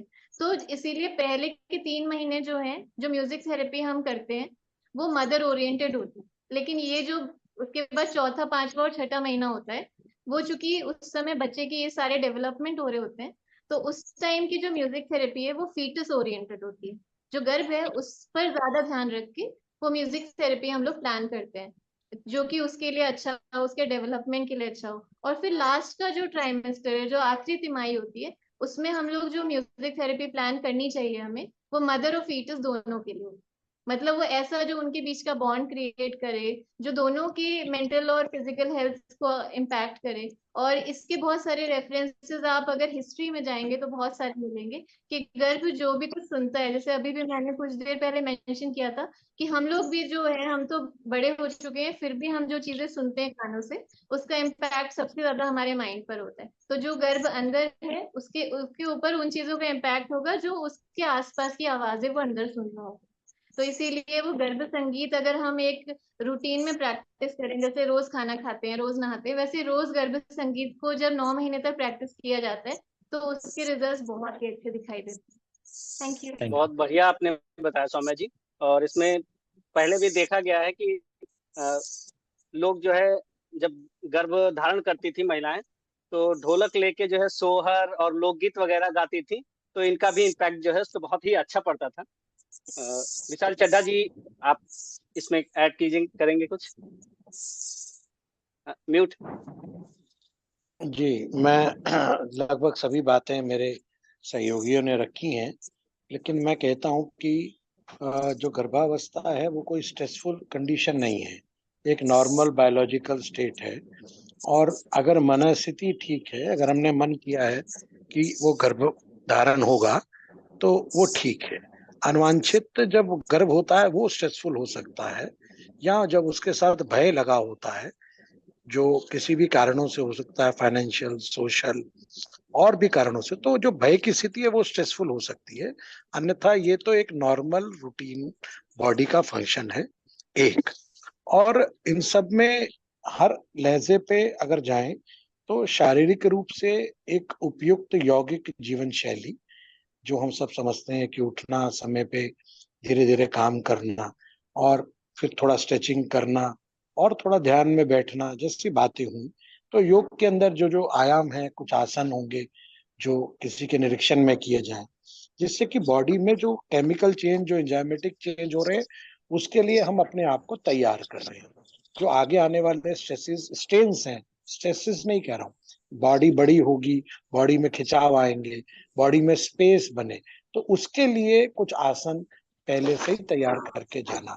ऐसा ही फिर अगर मानसिक स्थिति पे आते हैं तो भावनाओं के लिए और अपने मन को शांत करने के लिए, अगर कोई घर में बड़ा या पहले बड़ी दीदी जो उससे चर्चा करके बताए कि ये रास्ते में ये चीजें, ये स्टैंड आने वाले हैं, तो ऐसा होगा, ऐसा होगा, तो उसके बाद क्या होगा कि उससे स्ट्रेस कम हो जाएगा। पहले ही प्रश्न पत्र पता है कि ये हो रहा है तो अच्छा ये लिंक हो रहा होगा, अगर मूड स्विंग है तो पहले ही पता हो जाएगा। तो बात करना, अब आजकल की दिक्कत क्या है कि सबसे ज्यादा एक छोटी फैमिलीज हो गई हैं, है ना, सब अलग अलग रहना चाहते हैं। किसी को प्रेगनेंसी हो भी जाती है तो बताना नहीं चाहता, वो कहता है कि छुप के रहो। भाई छुपा कब तक छुपा लोगे? तो अब जब तो घर में बड़ा है ही नहीं, आप किसी को बड़ा ही नहीं मानते, तो वो स्ट्रेसफुल रहेगा, जो डॉक्टर जुबेर ने कहा। तो वो स्थिति स्ट्रेसफुल हो सकती है। फिर भावनाओं को नियंत्रित करने के लिए कुछ प्रार्थना, कुछ मन की शांति के लिए अच्छे लिटरेचर को पढ़ना, जैसे कि हम अभिमन्यु के विषय को सब जानते हैं कि किस प्रकार से अभिमन्यु का शिक्षण हुआ, तो जितना उनकी माँ जागृत अवस्था में सुनती रही वो सब विषय उनके पास थे, लेकिन जहां वो माता सो गई, जैसे कानों की बात हो रही है, तो वहां पे उसका शिक्षण भी बंद हो गया। तो इसका मतलब कि अच्छा लिटरेचर सुनना, जैसे हम कहते हैं कि हिंदू सनातन में कहते हैं कि रामायण पढ़ना, सुनना और उस पर चर्चा करना, ऐसे ही कुरान में कुछ अच्छी बातें होंगी, ऐसे ही कुछ बातें गुरबानी में होगी। तो हर धार्मिक स्थितियों में उन सबको चर्चा करना, उनके बारे में विषय में लेना, और जो आइडल हैं हमारे उनके बारे में चिंतन करना। ऐसा भी कहते हैं कि घर में एक अच्छी फोटो लग जाए, तो जो जिसके ईश हैं, जो जैसा इच्छा कर रहे हैं, ऐसी इच्छा के रूप में सामने रखना, उसकी चाह करना, तो ऐसा भी ध्यान में किया जा सकता है।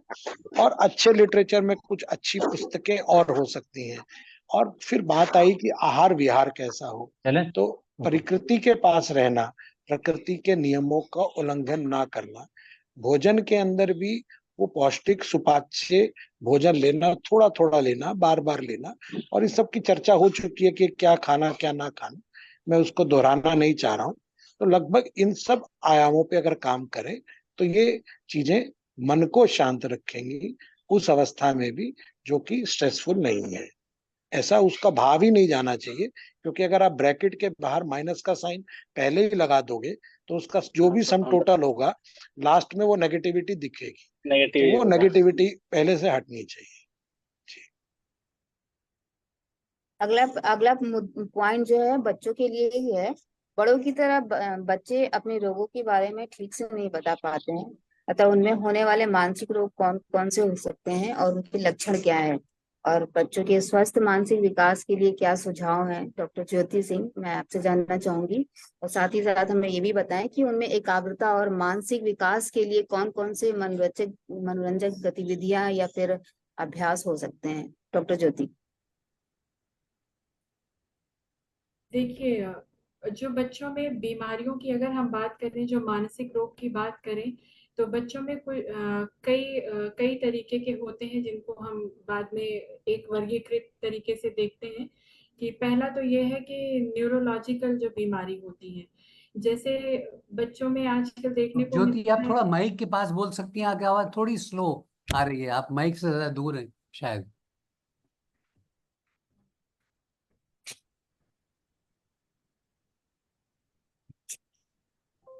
अब आ रही है आवाज?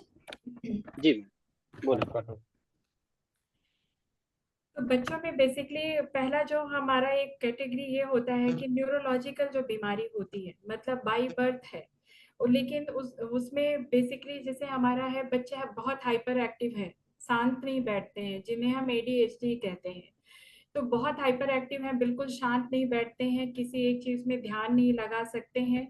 तो ऐसे जो बच्चे होते हैं, जो इनकी बीमारी होती है, यही लक्षण है इन बच्चों के कि बिल्कुल शांत, अगर वो बैठे भी हैं तो कुछ भी, अगर वो अपने मन का भी कर रहे हैं तो कुछ नहीं, तो उनकी उंगलियां हिल रही हैं, या फिर कंधे उचका रहे हैं, या फिर इस तरीके से मतलब हेड नॉड कर रहे हैं, अपना सर हिला रहे हैं। मतलब कोई ना कोई एक्टिविटी चलती रहेगी उनकी, फिजिकल शारीरिक रूप से वो कहीं ना कहीं व्यस्त रहेंगे, चाहे उनका कितना भी मनपसंद है। तो ये तो उनका एक पहला लक्षण होता है, और वो बिल्कुल शांत नहीं बैठते हैं। तो इसके लिए तो बेसिकली जो सबसे बड़ी चीज है कि हम डॉक्टर से ही अपॉइंटमेंट लेते हैं, उनसे पूछते हैं, उनसे बात करते हैं। तो इसमें कुछ चिकित्सीय परामर्श ज्यादा जरूरी है, इसमें बेसिकली डॉक्टर के पास ही जाते हैं। फिर उनको इंगेज करने के लिए, क्योंकि उन्हें हर वक्त कुछ ना कुछ टास्क चाहिए, काम चाहिए, तो ऐसी स्थिति में हम क्या करते हैं कि कुछ चीजें पेरेंट्स को, फैमिली को गाइड करते हैं, परिवार को, कि वो घर में चाहे चावल और दाल मिक्स करके दे दें। फिर बच्चे से बोले कि एक कटोरी में चावल आप निकालिए और एक कटोरी में दाल, दोनों अलग अलग करिए।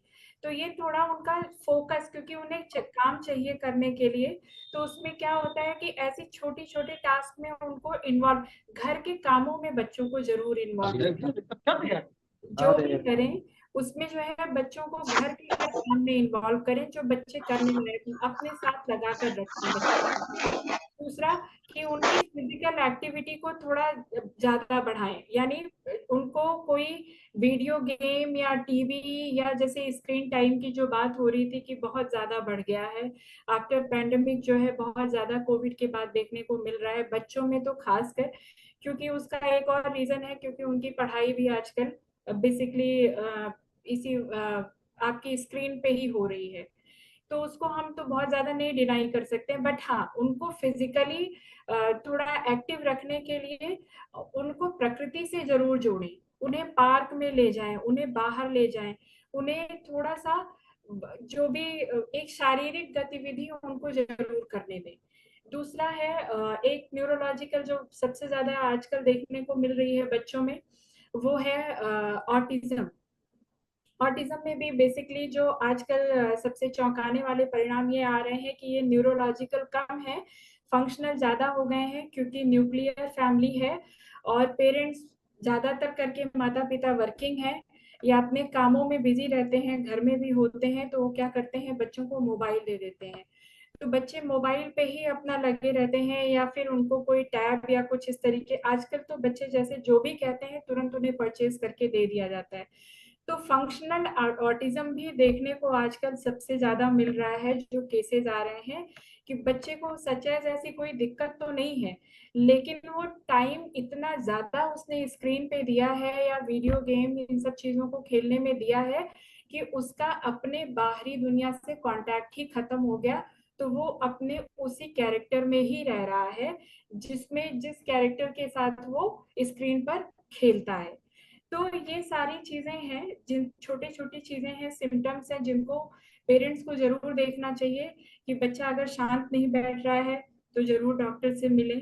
बच्चा जो है बिल्कुल आइसोलेट है, बिल्कुल किसी से बातचीत नहीं करता है, किसी एक ही काम को कई बार रिपीट कर रहा है, कई बार कर रहा है, तो भी डॉक्टर से मिले। बच्चा एक कोने में अकेले में रहता है, खेलता है, किसी एक चीज से कई दिनों तक खेलता है। तो ये सारे कुछ ऐसे सिम्टम्स हैं, बहुत सामान्य से लक्षण हैं, जिनको पेरेंट्स को जरूर नोटिस करना चाहिए, क्योंकि माता पिता को भी ये चीज जानना जरूरी है कि ऐसा तो नहीं होता है या बगल के बच्चे में ऐसा तो हमें नहीं देखने को मिला, या बच्चे ज्यादातर करके इस एज में ऐसा नहीं करते हैं, वो तो घुलते मिलते हैं सब कुछ। तो ये सारे कुछ सामान्य से लक्षण हैं जिनको हम देख सकते हैं, पहचान सकते हैं और सही समय पर उचित सलाह ले सकते हैं डॉक्टर से, साइकोलॉजिस्ट से, किसी जिससे भी आप ज्यादा वो बेहतर समझे वहां पे जाएं और समस्या रखें और बताएं। दूसरा है कि कुछ इनेट जो कुछ तो होती हैं कि बाई बर्थ के समय, जन्म के समय कुछ चीजें दिक्कत करती हैं, जैसे बर्थ के समय पे, अगर जन्म के समय पे बच्चे को बच्चा जल्दी रोया नहीं, या बच्चे की बॉडी ढीली पड़ गई, या उसको जो है थोड़ा सा कुछ, तो कभी कभी ऐसा होता है कि वो कुछ उन बच्चों के विकास पे ज्यादा प्रभाव डालते हैं। कभी कभी होता है कि बच्चों को सीजर यानी फिट्स कुछ इस तरीके से आने, जो झटके जिनको हम बोलते हैं साधारण भाषा में, वो भी आने लगते हैं।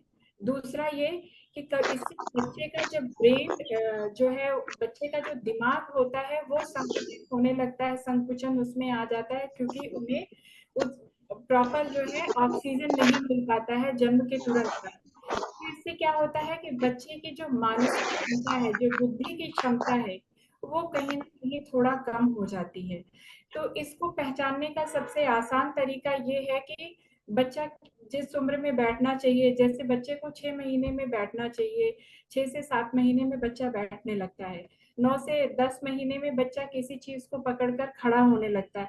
अगर बच्चा इस तरीके की एक्टिविटी नहीं कर रहा है या इस तरीके की गतिविधि को नहीं कर पा रहा है, तो हमें तुरंत किसी डॉक्टर से सलाह लेनी चाहिए। दूसरा कि अगर हम देख रहे हैं कि बच्चे को कुछ भी हम दिखा रहे हैं या बच्चे से हम बात करने की कोशिश कर रहे हैं, तो बच्चा स्माइल करके या आपसे आई कांटेक्ट, जैसे होता है कि बच्चा फिर अगर कुछ भी आप कोई भी चमकीली चीज दिखाइए बच्चे को, तो बच्चा आपकी तरफ देखता है, अगर उस पर ध्यान नहीं फोकस कर रहा है, या उस तरफ ध्यान बच्चे का नहीं जा रहा है, तो ऐसी स्थिति में भी हमें डॉक्टर से तुरंत मिलना चाहिए, क्योंकि हम जितनी जल्दी, जितने अर्ली स्टेज में जितनी जल्दी इन सब चीज़ों को आइडेंटिफाई करेंगे एज अ पेरेंट, जितनी जल्दी पहचानेंगे और सलाह लेंगे, बच्चे में इम्प्रूवमेंट उतना ही बेहतर दिखेगा। तो ये कुछ छोटी छोटी सी चीजें हैं, कुछ ऐसे छोटे लक्षण हैं, कुछ ऐसी छोटी बातें हैं जिनको हम लोग असामान्य सभी पेरेंट्स जो है वो इसको आइडेंटिफाई कर सकते हैं, पहचान सकते हैं। और इसके लिए बेसिकली कई ऐसी एक्टिविटीज होती हैं बिजी करने के लिए, अगर बच्चा नहीं बैठता तो उसको सपोर्ट के साथ बैठाएं। जैसे हम लोग क्या होता है कि कुछ चीजें होती हैं, जैसे लाइट का फोकस देना, कि कभी ब्लू लाइट हो रही है, कभी नीली लाइट बत्ती जला रहे हैं, कभी लाल बत्ती जला रहे हैं। तो इससे क्या होता है कि जब लाइट जल रही है या कुछ इस तरीके की गतिविधि हम कर रहे हैं, तो इससे क्या होता है कि बच्चा जब आई मूवमेंट करता है तो धीरे धीरे वो देखना शुरू करता है। दूसरी चीज कि पेरेंट्स का इन्वॉल्वमेंट थोड़ा कम है इस समय। जो सबसे ज्यादा देखने को मिलता है कि बच्चों से बात जो होता है, कि बच्चे से आप जन्म के समय से अगर बात करेंगे तो बच्चा उतने अच्छे से रिस्पॉन्स करेगा, उसका अटैचमेंट उतना अच्छा बनेगा। तो इसीलिए हमेशा कहते हैं कि जब माँ फीड करा रही हो यानी स्तनपान करा रही हो तो भी माँ को उस समय बात करना चाहिए, क्योंकि उस समय माँ कुछ नहीं कर पाती है, उस समय बच्चे को फीड कराती है, तो उस समय माँ को पूरा टाइम बच्चे को देना चाहिए। तो ऐसी ये कुछ छोटी छोटी चीजें हैं जिनसे बच्चों में जो है, बच्चों की जो ग्रोथ है वो हम सही समय पर सही तरीके से ला सकते हैं और उसमें इम्प्रूवमेंट कर सकते हैं। जी बहुत बहुत धन्यवाद। अ, इसी के जैसा कि आपने बताया कि छोटे बच्चे जो हैं बहुत व्यस्त रहते हैं, तो ऐसे ही देखेंगे तो 12 से 18 वर्ष के जो युवा बच्चे होते हैं वो मानसिक रूप से बहुत ज्यादा व्यस्त रहते हैं। इसका कारण जो है उनमें होने वाले जो शारीरिक बदलाव हैं वो होते हैं। इसके साथ साथ पढ़ाई का दबाव है, बड़े होकर कुछ बनने का दबाव है, और माता पिता की बहुत सारी अपेक्षाएं होती हैं। इन सभी में अगर जो सही मार्गदर्शन न मिल पाए तो ये जो है नकारात्मक प्रभाव भी उन पर डालते हैं। ऐसे में किशोर किशोरियों में होने वाली जो सामान्य मानसिक समस्याएं हैं वो कौन कौन सी हो सकती हैं और उनका समाधान कैसे किया जा सकता है, विशाल चड्ढा जी से मैं अनुरोध करूंगा कि वो इस प्रश्न को लें और इस पे कुछ मार्गदर्शन करें। जी देखिए, ये सब चर्चाएं लगभग सारा विषय को ले रही हैं, लेकिन मुझे लगता है कि बच्चे एक कोमल हृदय होते हैं। जैसा उनका हृदय होता है वैसा उनका शरीर होता है। तो शरीर और मन में होने वाले जो बदलाव होते हैं उन सब में कुछ परिवर्तन हो रहे होते हैं, जिसकी चर्चा हुई। लेकिन बच्चे में सबसे ज्यादा ऊर्जा होती है, और उसका पोषण किस प्रकार का हुआ उससे भी ये तय होता है कि उसकी मानसिक ऊर्जा किस तरह की रहेगी, क्योंकि मैं इसको मन के ऊपर ही सारा केंद्रित कर रहा हूँ। तो बच्चे का स्वभाव ही चंचल होना है, लेकिन आजकल हमने एक स्वभाव भी हो गया है कि हमने हर बच्चे को एडीएचडी, अति चंचल स्वभाव के हैं, ऐसा मान के उनका इलाज, उनको कहना। मुझे ध्यान आता है एक ऐसा, हमारे एक बड़े डॉक्टर साहब थे, पीडियाट्रिशियन ही थे, उनके बच्चे को कहीं ऐसा डायग्नोज हो गया। तो मैंने कहा ऐसा कुछ नहीं होता, आप बच्चे को लेके, बच्चा ही तो चंचल दिखेगा और उसका स्वभाव में भी है। अब कोई बुजुर्ग अगर चंचल दिखेगा तो उसको कहेंगे भाई इस उम्र में भी ऐसे कर रहे हो। तो बच्चे का स्वभाव, उसको मानना, उसको एक्सेप्ट करना, ये हमारी जिम्मेदारी है। समाज के रूप में उससे प्रेशर ले लेना कि ऐसा हो रहा है, तो वो उसके अंदर नुकसान देता है। तो जब बच्चा मेरे पास आया तो मैंने उससे कोई बीमारी की बात नहीं की, मैंने उससे ऐसी बात की तो उसने खुद ही अपने, उसको समझ गया कि किसी नए डॉक्टर के पास मम्मी लाई है, होम्योपैथिक डॉक्टर हैं, तो बात होगी। तो उसने बात शुरू करी और उसने कहा देखो अंकल, मेरे साथ तो इसलिए है क्योंकि मेरे को तो एडीएचडी है। तो आपने ब्रांड कर दिया बच्चे को, तो उसके मन के ऊपर कितना प्रभाव हुआ। उस ब्रांडिंग से उस ब्रांडिंग से उसके जीवन में इतना प्रभाव हो गया कि उसने सब कुछ जो गलत हो रहा था वो सब एडीएचडी में डाल दिया, और अपने आप को ठीक करने की सारी जो उसकी एफर्ट हो सकते थे उसे भी मान लिया कि ये गड़बड़ है।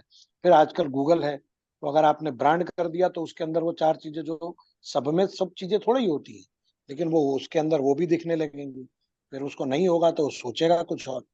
तो बड़े मन से अगर बच्चे को शांत से काउंसल करके आगे बढ़ाएं जो चर्चा का विषय आया, और पोषण का उसके ऊपर किस प्रकार का न्यूट्रिशन उसके अंदर, जैसा अन्न वैसा मन, तो जिस प्रकार का न्यूट्रिशन जाएगा, अगर जंक फूड जाता है तो उसी प्रकार की मानसिकता डेवलप होगी।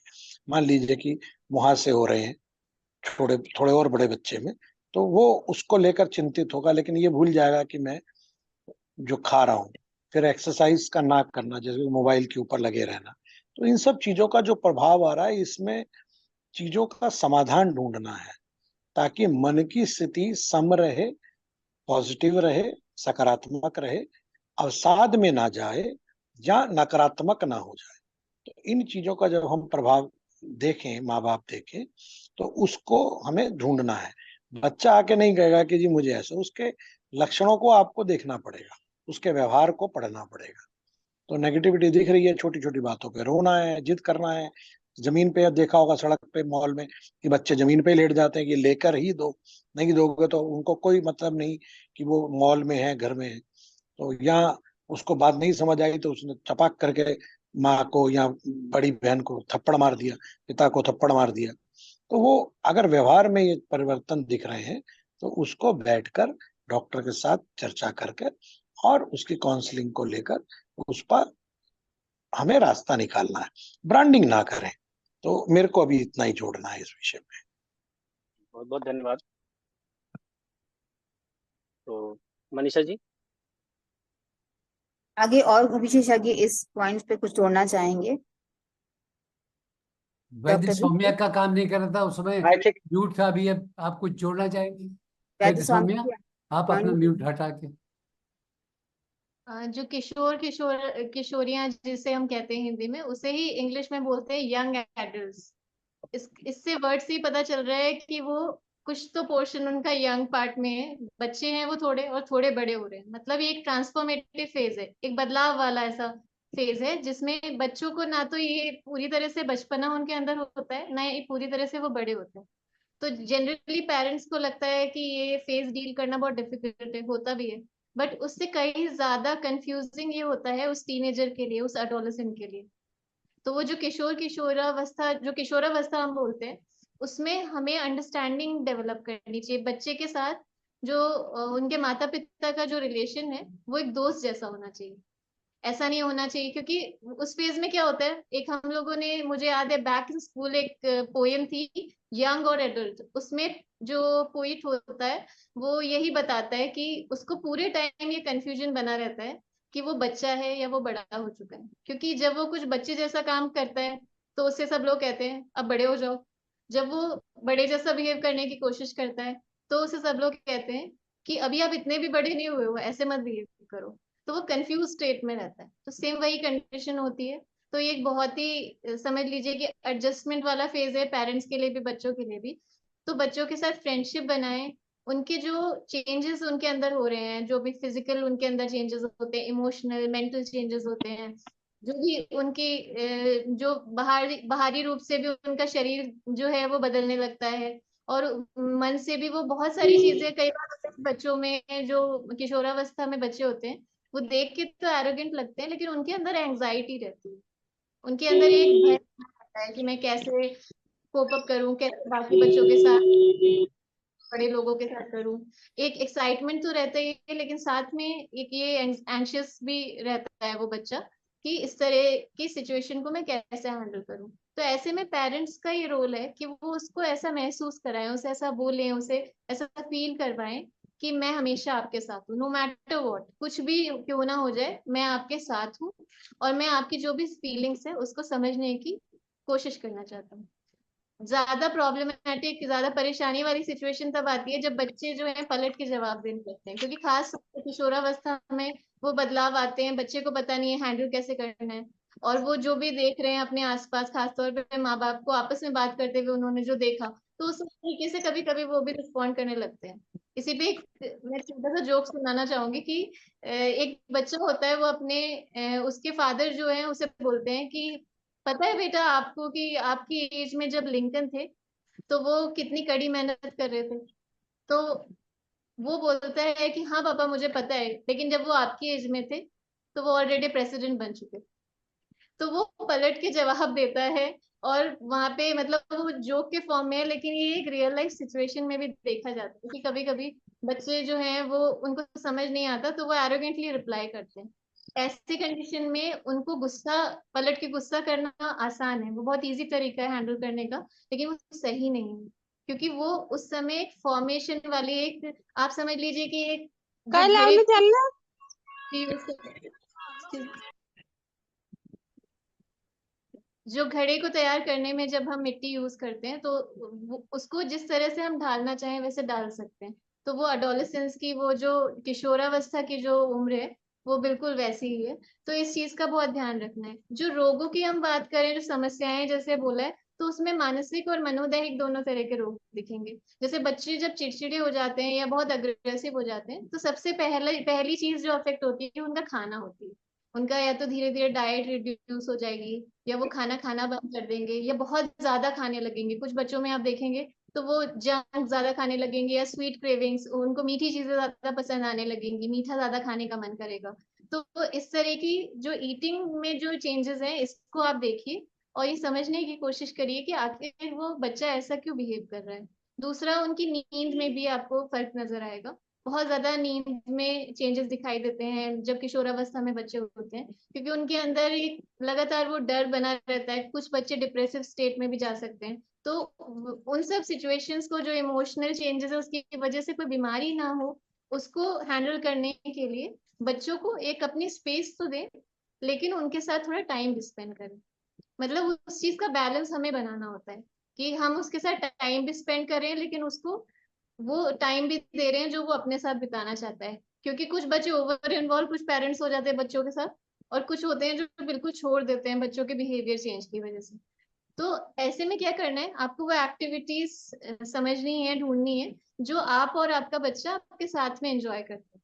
जैसे अगर किशोरावस्था में कोई बच्चा है और पेरेंट्स अगर साथ में कोई एक्टिविटी करना पसंद करते हैं, कोई स्पोर्ट्स हो गया, कोई कहीं म्यूजिक सुनना, कहीं कॉन्सर्ट में जाना, कुछ भी, मतलब कुछ भी अगर करना पसंद है, या जैसे ग्रामीण इलाकों में तो वहां पे कोई चीज खेल कूद होता होगा तो वो साथ में करना, या फिर कोई ऐसी एक्टिविटी साथ में करना पसंद हो तो वो साथ में आप वो भी कर सकते हैं।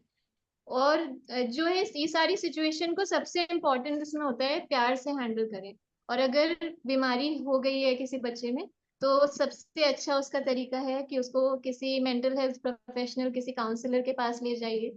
वहां पे जो भी सिचुएशंस को वो जैसे भी एनालाइज करें और आपको जो भी सोल्यूशन बताएं। कभी कभी फैमिली का उसमें रोल होता है, मोस्टली होता है, और बच्चे की जो भी बाकी चीजें हैं वो सब जैसा भी वो एडवाइस करें वो अच्छे से फॉलो करें। और इसमें सबसे इम्पोर्टेंट पार्ट, मैं इसे बार बार फोकस करूंगी, फिक्स द एनवायरनमेंट। जब कोई भी पौधा होता है और वो आपने समझ लीजिए इंडोर प्लांट रखा है घर के अंदर, और वो पौधा जो है वो अच्छे से ग्रो नहीं कर रहा है, तो क्या आप उस पौधे को बदलने की कोशिश करते हैं? नहीं। आप उसे धूप में ले जाते हैं, हवा में ले जाते हैं, उसे पानी डालते हैं, उसका एनवायरनमेंट, उसको और पौधों के साथ रखते हैं, बाहर रख देते हैं ताकि उसकी ग्रोथ अच्छी हो। तो सेम ऐसा ही उस पौधे की तरह उस बच्चे से बिहेव करिए। उस बच्चे के अंदर जो प्रॉब्लम्स है वो उसकी कमी नहीं है, उसको उसके एनवायरनमेंट की वजह से वो प्रॉब्लम्स आ सकती हैं। तो उसको उस एनवायरनमेंट का बहुत बड़ा पार्ट आप भी हैं, तो आप अपने अंदर चेंजेस करिए और उसका जो अच्छा एक हेल्थी एनवायरनमेंट आप क्रिएट कर सकते हैं वो उनको दीजिए। और किशोरावस्था एक बहुत ही प्यारी सी उम्र है जो कि शायद हम सबको अपने जीवन में काफी लंबे पलों तक याद रहती है। तो उसको एक ऐसी किशोरावस्था, एक ऐसा चाइल्डहुड दीजिए कि जो आगे जाके वो चेरिश करे। Thank you. बहुत ही सुंदर उदाहरण दिया, अच्छे से हमें समझाया। हमने शिशु की बात की, बच्चों की बात की और किशोर किशोरियों की बात की। अब हम अगर बुजुर्गों की बात करें तो इस अवस्था में, वृद्धावस्था में, किस प्रकार के मानसिक रोग उनमें हो सकते हैं और उनका समाधान कैसे क्या होगा। खासतौर से हम घर पे रह के इनका किस प्रकार देखभाल करें। मैं चाहूंगी डॉक्टर जुबैर से इस पे कुछ जानकारी दें। देखिए, सबसे बड़े वृद्धावस्था को जो बड़ा मानसिक रोग का एक बड़ा कॉज है वो अपने आप में बुढ़ापा है। एक एक इंडिविजुअल जो बड़ी स्ट्रांग लाइफ गुजार के आया है, जब वो इस पोजीशन में पहुंच जाता है कि उसको दूसरों के ऊपर डिपेंड होना पड़ता है, तो ये अपने आप में एक मानसिक रोग के लिए बड़ा कॉज है। उसकी इस सिचुएशन को हैंडल करने के लिए एक, क्योंकि ये इंडिविजुअल कॉज नहीं है, पूरी फैमिली इससे कहीं ना कहीं ग्रस्त होती है। तो इससे फैमिली के ऊपर बहुत ज्यादा रिस्पॉन्सिबिलिटी आती है कि फैमिली के किसी इंडिविजुअल को ये फील ना कराया जाए कि वो अब यूजलेस। वृद्धावस्था में बड़ा स्ट्रेस का कॉज ये है कि जब किसी इंडिविजुअल को जो बहुत यूजफुल था, जिसके इशारे पे सब चलता था, जो फैमिली को लीड करता था, वो अच्छी पोस्ट पे रहा, अब उस इंडिविजुअल को ये फील होने लगा कि वो यूजलेस है। तो सबसे ज्यादा इंपॉर्टेंट और जरूरी ये बात है कि किसी भी फैमिली में वृद्ध शख्स को ये फील बिल्कुल नहीं होना चाहिए कि वो यूजलेस है। उससे बात की जाए, उसको घर के कामों में इंटरेस्ट पैदा किया जाए।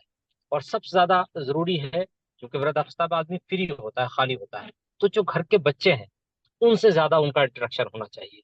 और जो डिजीज अगर किसी को आमतौर पर जो हमारे इस एशियन सब कॉन्टिनेंट में जो गर्भावस्था की डिजीजेज हैं, उनमें कुछ सिस्टमिक डिजीजेज हैं, लाइक ब्लड प्रेशर है, हाइपरटेंशन है, जॉइंट डिजीजेज हैं। ये डिजीजेज बहुत ज्यादा कॉमन होती है, और इन डिजीजेज की वजह से स्ट्रेस अपने आप में आता है। एक तो बुढ़ापा अपने आप में स्ट्रेस का कॉज है। फर्दर ये कि अगर उस बुढ़ापे में कोई इंडिविजुअल किसी डिजीज से सफर कर रहा है, तो वो डिजीज उसमें उसको स्ट्रेस पैदा करने में और ज्यादा बढ़ा देगी। ट्रिपल ये कि अगर उस इंडिविजुअल के साथ फैमिली सपोर्ट नहीं है, तो फिर ये तीन बड़े कॉज हो जाते हैं। तो ऐसी पोजीशन में डिजीज से आदमी फाइट कर सकता है, बुढ़ापे से फाइट कर सकता है, अगर फैमिली सपोर्ट साथ में। तो जो डिजीजेस होती हैं, लाइक जैसे किसी के साथ जॉइंट डिजीजेस है, उसको जरूरी है कि बाहर निकलने के लिए उसके साथ कोई बंदा हो, उसके साथ टाइम स्पेंड करने वाला हो, उसकी दवाओं को खास तौर से देने वाला हो। जो डिजीज चल रही है, उन डिजीज की जो उसकी मेडिसिन चल रही है, उन स्पेसिफिक मेडिसिन के रिगार्डिंग कॉन्शियसनेस बढ़ती जाए, उसके हेल्थ को प्रॉपर चेकअप करना है, उससे जो स्पेशलाइज उसके डॉक्टर्स हैं उन तक अप्रोच करना है, अगर इनफैक्ट कोई डिजीज से सफर कर रहा है। अगर कोई डिजीज से सफर नहीं भी कर रहा है, फिर भी उसकी केयर करना, उसको मानसिक रोग से बचाने के लिए उसको घर के कामों में इन्वॉल्व करना, उसको फ्री ना रहने देना, उसको उसके इंजॉयमेंट का खास तौर से ख्याल रखना, ये फैमिली के लोगों की जिम्मेदारी है, ताकि वृद्धावस्था की होने वाली स्ट्रेस से कुछ हद तक बचाया जा सके। क्योंकि टाइम थोड़ा सा ओवर हो गया है, सॉरी, मैं इसलिए सिर्फ में बात कर रहा हूँ। जी बहुत बहुत धन्यवाद सर।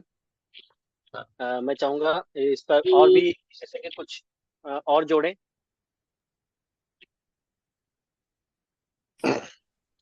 मेरा भी ऐसा ही मानना है कि अकेलापन और फिजिकल जो एजिंग होती है उसके अपने लक्षण, उसके अपने प्रभाव।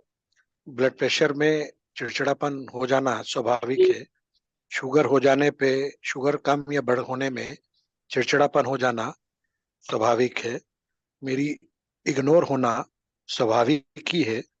तो ये सब चीजें, और मुझे लगता है कि ये दायित्व तो हमारा भी अपना भी है कि हम अपनी जिम्मेदारी खुद रखें और अपने आप को तैयार करें कि हमें एज होना है।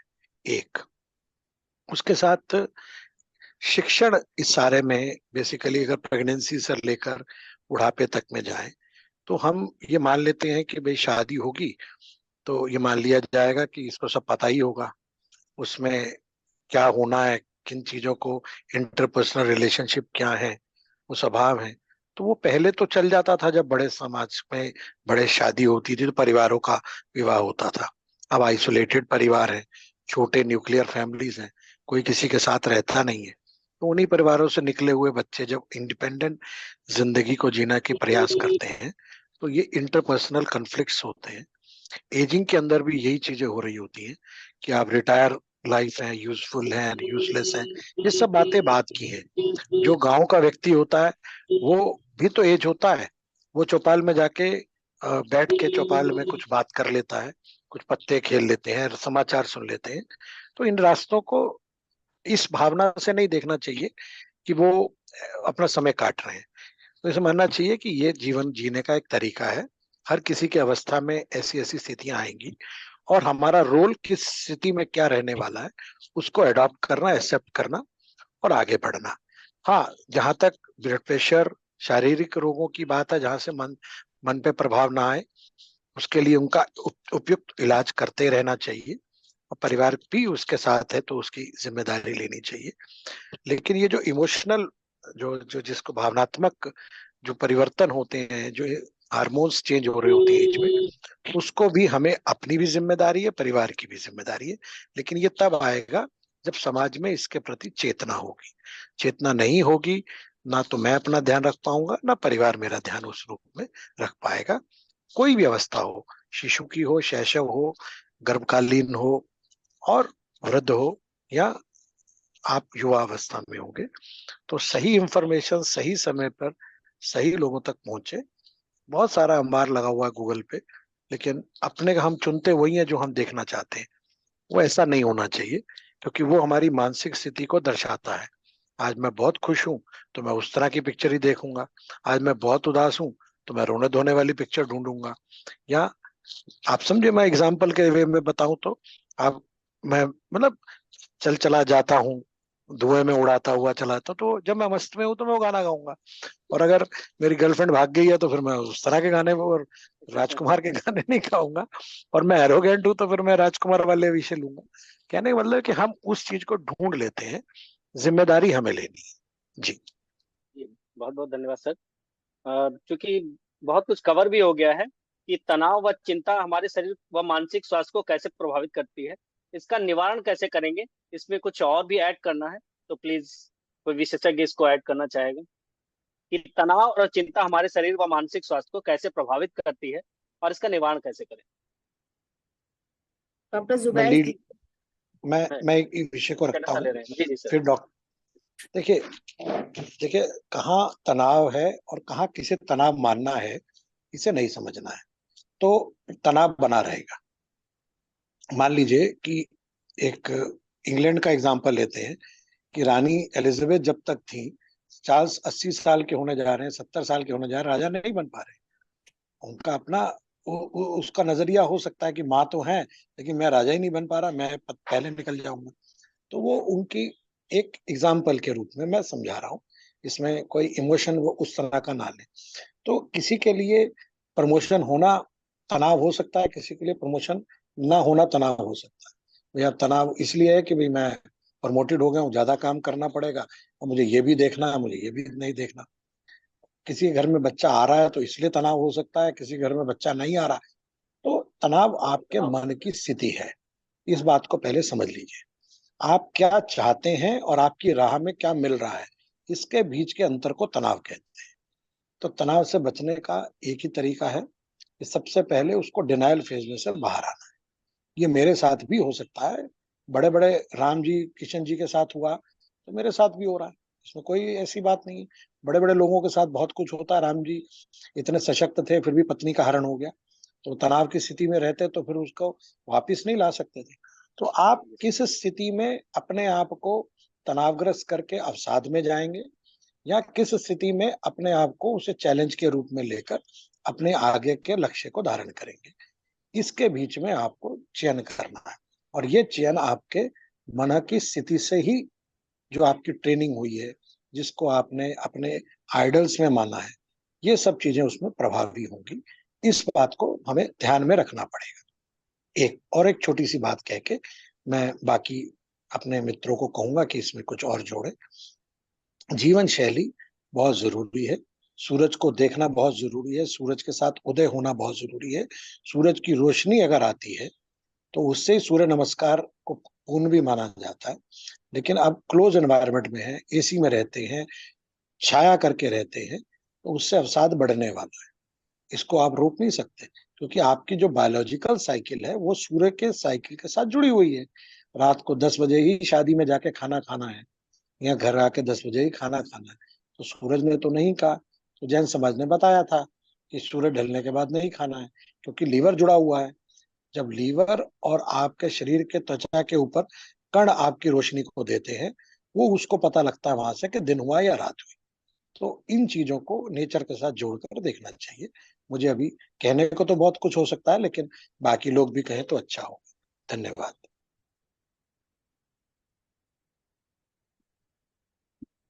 अगला हम समय को देखते हुए हम थोड़ा जल्दी जल्दी आगे बढ़ेंगे। हमारा अगला जो पॉइंट है वो है योगाभ्यास का। मैं डॉक्टर ज्योति सिंह से जानना चाहूंगी कि बेहतर मानसिक स्वास्थ्य के लिए कौन कौन से योगाभ्यास उपयोगी हैं। और हाँ, उपयोगी हैं ज्योति सिंह जी। आवाज आ रही है क्या? पता नहीं कहाँ से बंद हो और किन मानसिक समस्याओं में कौन कौन से अभ्यास हो सकते हैं आपको जैसे देखें? अभी हम लोगों ने जो शुरुआत ही हुई है इस वेबिनार की वो मन पे हुई है। तो बेसिकली हम लोगों ने यही जाना कि मन क्या है। तो योग जो कहता है मन जो है हमारा वो बेसिकली मन की समता ही योग है। यानी मन हमारा जो माइंड और बॉडी जैसे पहले भी बताया गया कि दोनों एक दूसरे से रिलेटेड हैं। बॉडी और एक दूसरे से ही उनका इंटरेक्शन होता है, दोनों एक दूसरे के अलाइनमेंट में ही चलते हैं। तो बेसिकली जो अगर हम बात करें अभी जैसे अभी विशाल सर ने भी बताया कि स्ट्रेस की जो बात हो रही थी, तनाव की बात, तो तनाव हम सभी के जीवन में है और हर कोई चाहे वो तनाव हो या अवसाद हो, हर कोई गुजरता है इससे अपनी लाइफ में। लेकिन हम उस तनाव को किस रूप में लेते हैं और कितना लेते हैं, ये ज्यादा महत्वपूर्ण है हमारे लिए।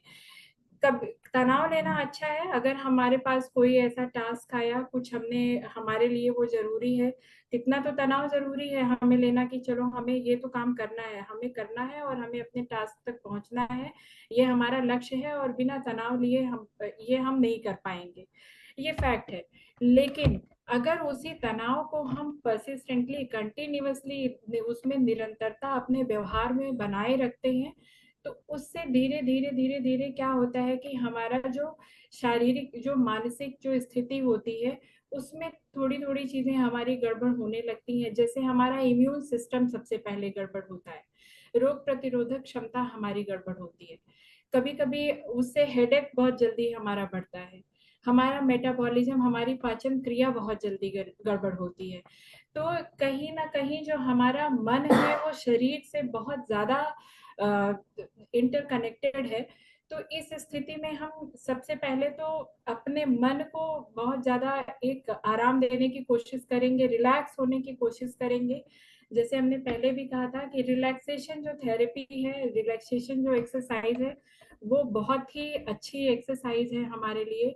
अभी जैसे जुबेर सर ने रिफ्लेक्शन एक्सरसाइज की बात की थी कि हम अपने आप में थोड़ा एक ठहराव ला करके दिन भर का जो जो दिन भर की एक्टिविटी की है, जो दिन भर की हमारी गतिविधि है, उसको हम इवेलुएट करें, हम अपने आप खुद अपना मूल्यांकन करें कि क्या किया, ये सही था, गलत था, ये करना चाहिए था या नहीं करना चाहिए था। तो इस तरीके का जो इवेलुएशन होता है उसको हम एक दूसरी भाषा में बोलें तो डीक्लटरिंग, कि हम अपनी जो चीजें उसमें जो अवांछित चीजें हैं उन्हें हम निकाल दें, ये नहीं होना चाहिए था, अब ये कल से नहीं होगा। कल से क्या, आज से अभी से ये चीज हम अपने व्यवहार में नहीं रखेंगे क्योंकि इससे हमारा ये नुकसान हुआ और इतना हमारा समय गया। तो इस तरीके की छोटी छोटी कुछ ऐसे मेंटल एक्सरसाइज हम कर सकते हैं। दूसरा प्राणायाम, इसमें सबसे ज्यादा जो अच्छा है वो प्राणायाम है, अनुलोम विलोम है और भ्रामरी है। ये कुछ एक्सरसाइज हैं जो हम आराम से कर सकते हैं, योगाभ्यास कर सकते हैं। दूसरा जो सबसे महत्वपूर्ण है, जिससे हमारा शारीरिक और मानसिक दोनों स्थिति को, दोनों चीजों को हमें बैलेंस करना है, क्योंकि कहीं ना कहीं हमारा संतुलन ही बिगड़ा है।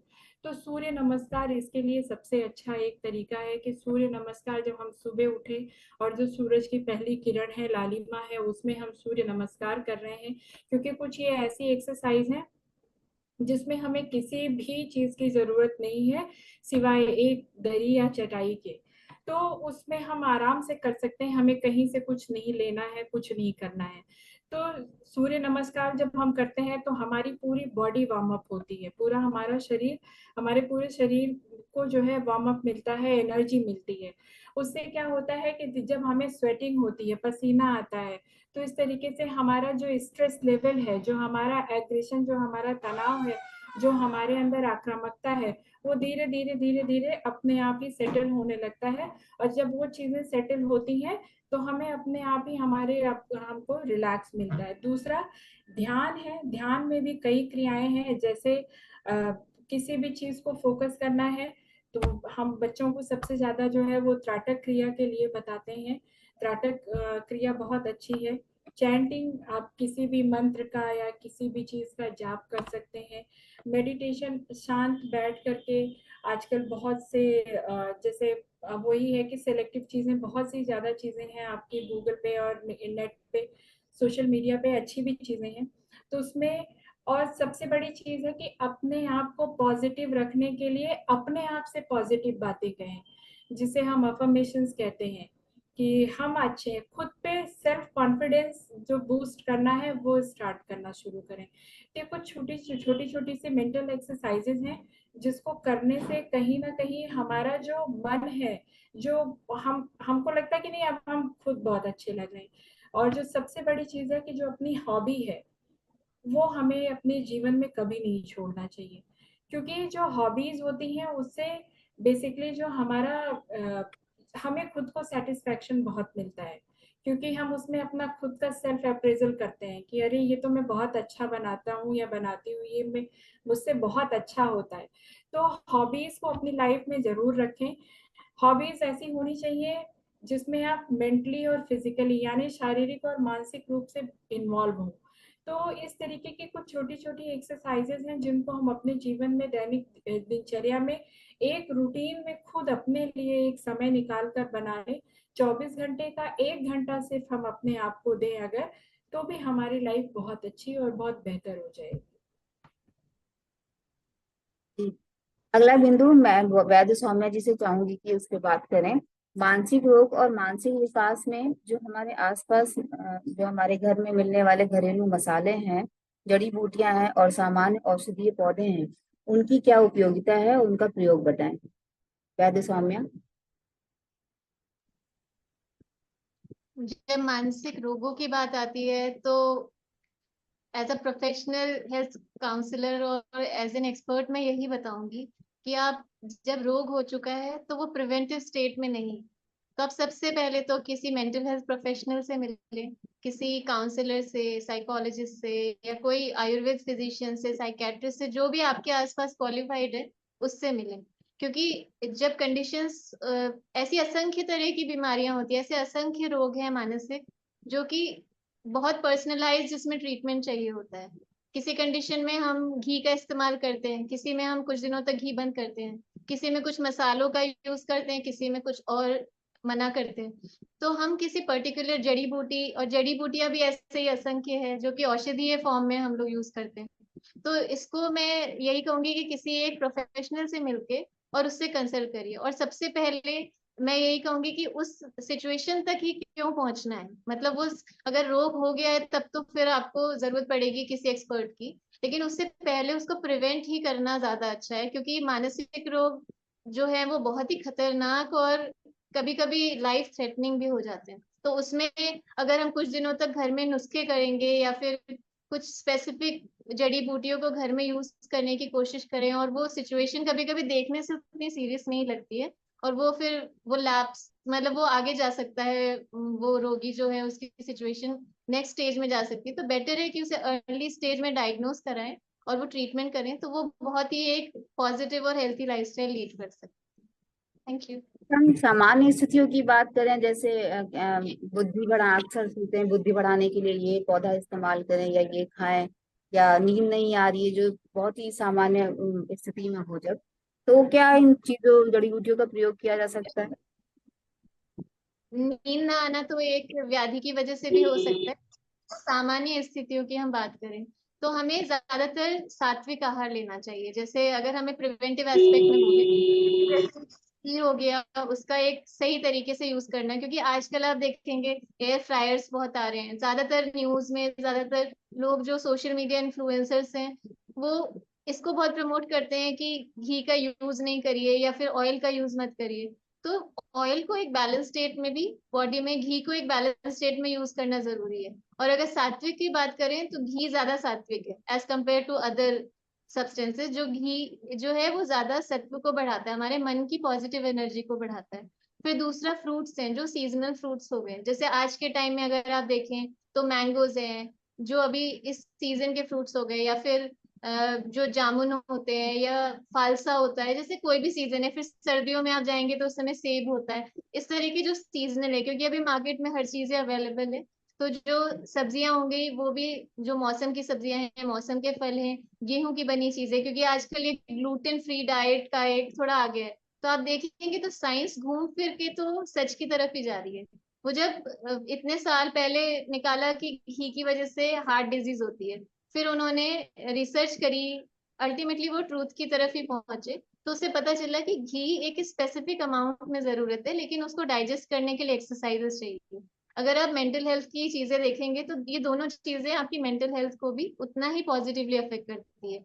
कि ये सात्विक आहार भी आपने लिया, व्यायाम भी आपने किया, जो हमने अभी बात की कि अपनी एनर्जी का अच्छा यूज करना, तो और अच्छी नींद नींद लेना। तो नींद को अच्छा लेने के लिए आपको आहार और व्यायाम की जरूरत है। तो अगर किसी को रूटीनली कभी ऐसा हो रहा है कि नींद कोई बहुत बड़ा वजह नहीं है, लेकिन ऐसा है कि नींद में प्रॉब्लम्स हो रही हैं, तो वो अपने आप एनालाइज करे कि नहीं ठीक है, ऐसा कोई मेजर इशू नहीं है, लेकिन ये चीज हो रही है।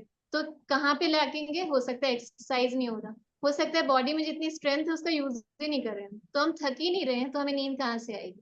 तो ये सब बेसिक प्रैक्टिसेस है। फिर खाने पीने में अगर देखें तो गेहूं की चीजें जो बेसिक है, दाल चावल सब्जी रोटी, जो आपने समझ लीजिए स्कूल डेज में पढ़ा होगा, एक बैलेंस डाइट हम पढ़ते थे कि एक ऐसी प्लेट जिसमें दाल हो, चावल हो, सब्जी हो, रोटी हो, थोड़ा बहुत कुछ ऐसा हलवा हो, या फिर जो सीजनल फ्रूट है वैसा कुछ हो, जूसेस हो, ये सारी चीजें आप रूटीन में खाएंगे तो कोई ऐसा मेजर वो नहीं है कि आपको अलग से कोई रामबाण की जरूरत है कि अलग से आप कोई जड़ी बूटी लें और आप मेंटली मतलब कोई अलग स्टेट में चले जाएंगे। ये बेसिक चीजें हैं जो हमारी मेंटल हेल्थ को, हमारे सत्व को बढ़ाने में बहुत हेल्पफुल होती है।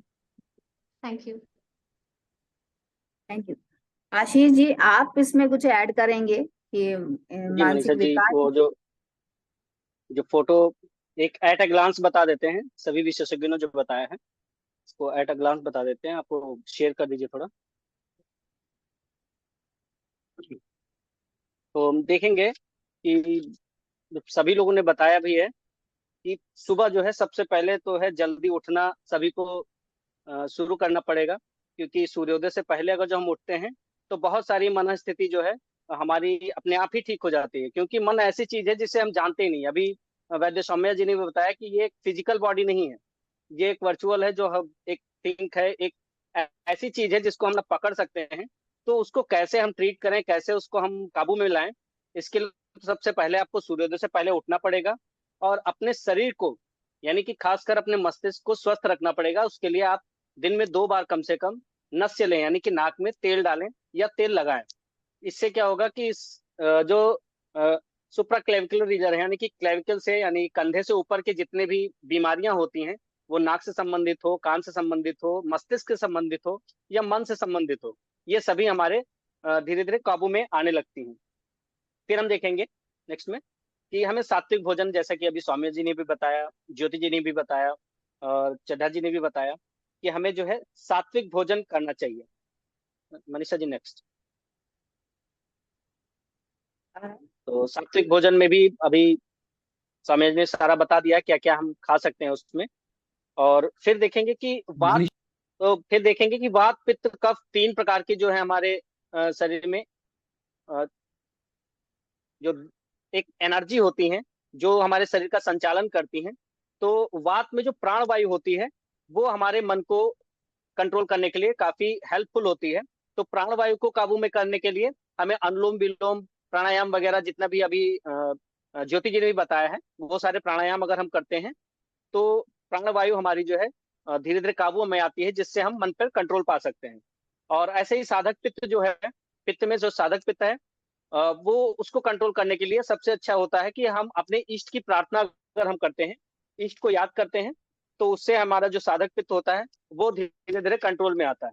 ऐसे ही कफ को देखेंगे तो अवलंबक कफ है, तर्पक कफ है, जो हमारे हमारे मन को तर्पित करता है, यानी कि हमारे मन को कंट्रोल करता है। तो उसको कंट्रोल करने के लिए जप तप ध्यान वगैरह हमें बताया गया है कि हमें व्रत रखना चाहिए, हमें सात्विक आहार लेना चाहिए। इन सभी से हमारा कफ भी जो है उसका जो दोष है वो खत्म होता है। फिर बहुत प्राणायाम में विस्तार में भ्रामरी बताइए। प्राणायाम हुआ, अनुलोम विलोम हुआ, ओमकार, ओमकार अगर हम करते हैं तो मन को बल मिलता है और उससे हमारा साक्षात्कार भी होता है। और उसके बाद देखेंगे योग जो होता है वो हमारे शरीर के साथ साथ मन को भी नियंत्रित पाने में बहुत ही सरल एक उपाय होता है, सरल तरीका होता है। अच्छी गहरी नींद जो होती है, जब यह एक बहुत महत्वपूर्ण विषय होता है। आयुर्वेद के 3 उपस्तंभों में भी इसका स्थान दिया गया है। और यदि हम ठीक से सोएंगे नहीं तो मानसिक रोग से बच भी नहीं पाएंगे। इसलिए अच्छी नींद जो है वो मनस्थिति के लिए बहुत ही जरूरी है। और बच्चों में भी या आसपास के लोगों में भी यदि कुछ आदतें हम उनके लिए अपनाते हैं तो हमारे साथ साथ उनका मन जो है वो भी काफी अच्छा जो है प्रभावित होता है इससे।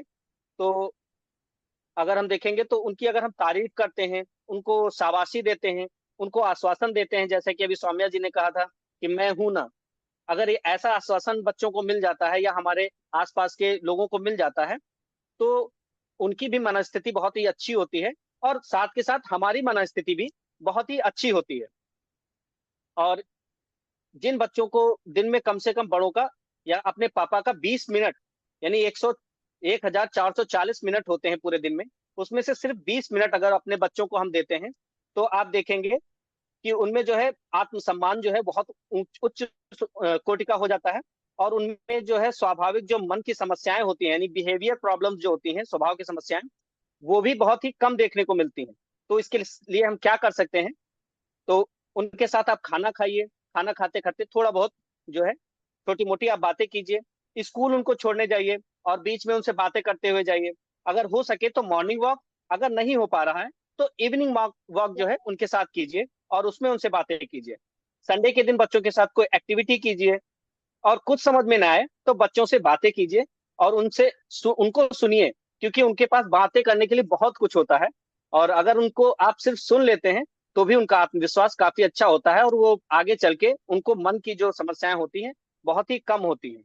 इसी के साथ कुछ जड़ी बूटियां हैं जो हम देखेंगे कि ब्राह्मी है, मंडूक पर्णी है, इनका अगर हम प्रतिदिन थोड़े से मात्रा में अगर इसकी एक छोटी सी डाल तोड़ के ही सुबह खाली पेट हम ले लेते हैं तो भी ये मस्तिष्क को बहुत मजबूत करती है, जिससे हमारा मन जो है उसका, चूंकि हमारा मस्तिष्क अगर अच्छा है तो अभी हमने बताया था कि एक अच्छे मस्तिष्क में जो है एक अच्छा मन भी रहता है, तो मन भी हमारा बहुत ही अच्छा रहता है। अश्वगंधा जो है हमारे मानसिक तनाव को कम करता है। सर्पगंधा जो है, नेक्स्ट मैम है, सर्पगंधा जो है वो नींद जिसको नहीं आती है, इसके पत्ते का काढ़ा अगर जो थोड़ा बहुत पीते हैं या फांट बना के चाय जैसे हम पीते हैं तो भी हम देखते हैं कि हमें अच्छी नींद आती है। ये सभी प्राथमिक स्वास्थ्य के लिए बहुत ही अच्छे उपाय हैं।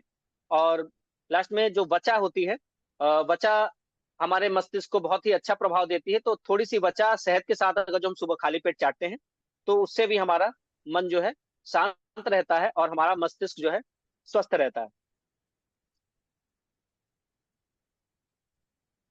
इसी के साथ जो है मैं मनीषा जी से चाहूंगा कि अगर कोई प्रश्न है किसी भी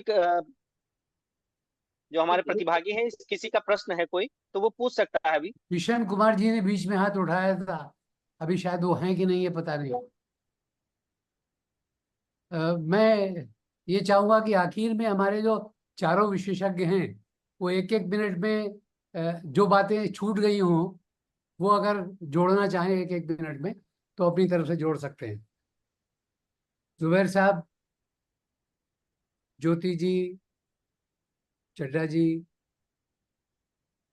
कुछ लगभग चर्चा में आ गया और जीवन शैली रहे, नेचर के पास रहें और अपने बारे में ध्यान रखें कि हम क्या बेसिकली जी रहे हैं।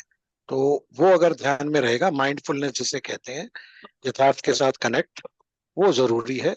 और मानसिक स्थितियां सम रहेंगी तो आगे के विचार भी सम रहेंगे। जी धन्यवाद।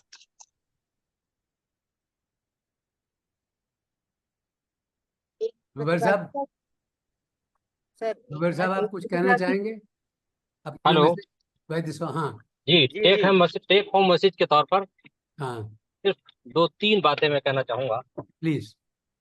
उसमें फर्स्ट ऑफ ऑल इंसान को 24 घंटे में एक मर्तबा अपना इंट्रोस्पेक्शन करना चाहिए कि वो कहाँ पर है और पूरे दिन उसने क्या किया है। सेकंड बात कि हमेशा दूसरों की बातें कम से कम पकड़ना चाहिए।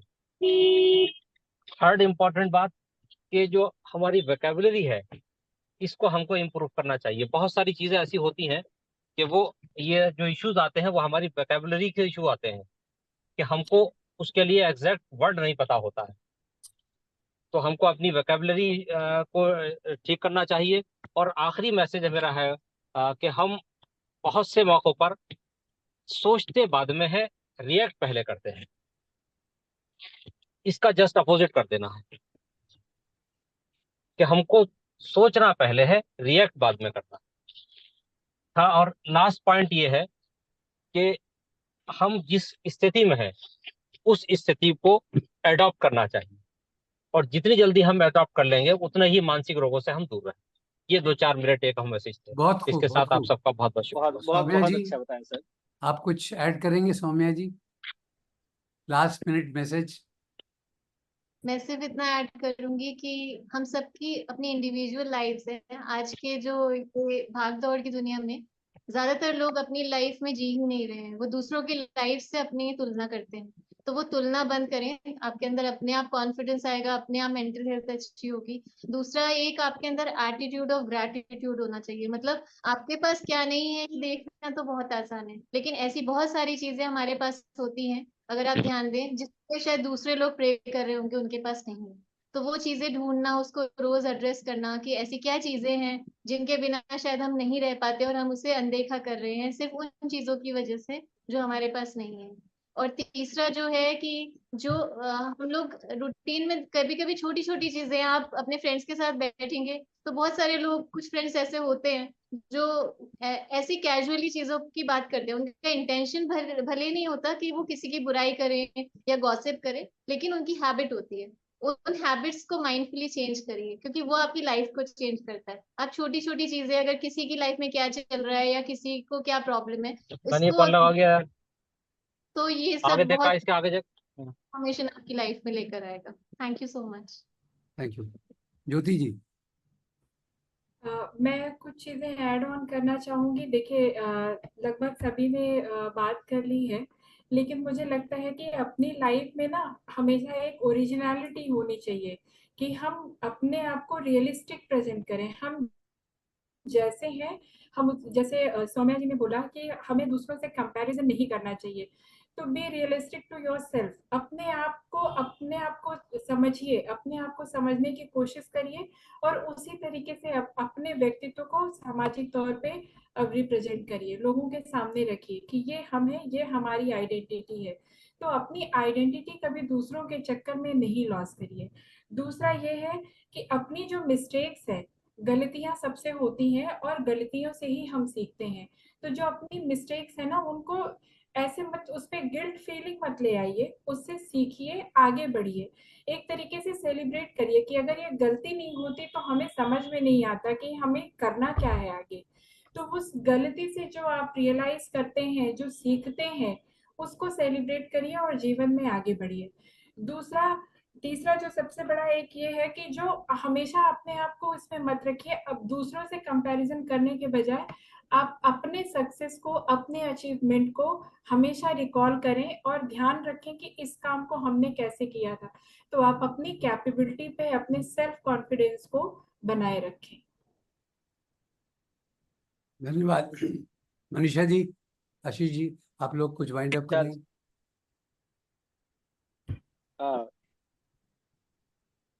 जी बिल्कुल। मनीषा जी बोलिए। सभी विशेषज्ञों ने बहुत ही सुंदरता से हमें मानसिक स्वास्थ्य की देखभाल कैसे करनी है वो हमें समझाया।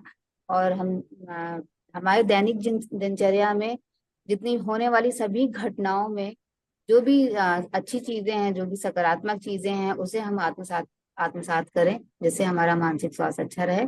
और सभी को बहुत बहुत बधाई, और सभी प्रतिभागियों को इतनी धैर्यपूर्वक सुनने के लिए धन्यवाद। सभी विशेषज्ञों का इतनी मूल्यवान जानकारी देने के लिए बहुत बहुत धन्यवाद। नमस्कार। नमस्कार। सभी का बहुत बहुत नमस्कार। धन्यवाद।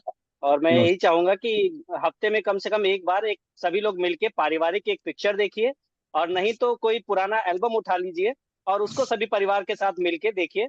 वो भी एक बहुत ही अच्छी एक्टिविटी होगी अपने साथ परिवार के साथ समय बिताने के लिए। बहुत सुंदर। और सभी सभी विशेषज्ञों का बहुत बहुत धन्यवाद, और सभी प्रतिभागियों का भी बहुत बहुत धन्यवाद जो हमसे इतनी देर तक जुड़े रहे। और हमारे सत्र को जो है सार्थक बनाने के लिए। बहुत बहुत धन्यवाद। नमस्कार। तो मनीषा जी, आप कार्यक्रम को आगे बढ़ाइए, हमारे सभी विशेषज्ञ मौजूद हैं। इस वेबिनार को सफल बनाने में आपका भी सहयोग चाहिए, तो इसलिए धैर्य से और शांतिपूर्वक चर्चा बहुत महत्वपूर्ण है, इसे सुना जाए। तो चर्चा शुरू करने से पहले मैं सभी प्रतिभागियों से निवेदन करती हूँ कि यदि इस दौरान अगर वेबिनार के दौरान कोई जिज्ञासा या आपके कोई प्रश्न होंगे तो उसे चैट बॉक्स में टाइप कर दें, और जिसे हम सत्र के अंत में उस पर चर्चा करेंगे। और साथ ये भी रिक्वेस्ट है कि जो पहली बार सत्र में जुड़ा है वो अपना फोन नंबर चैट बॉक्स में दे दे, जिससे हम आगे इस तरह के वेबिनार के बारे में आपको सूचित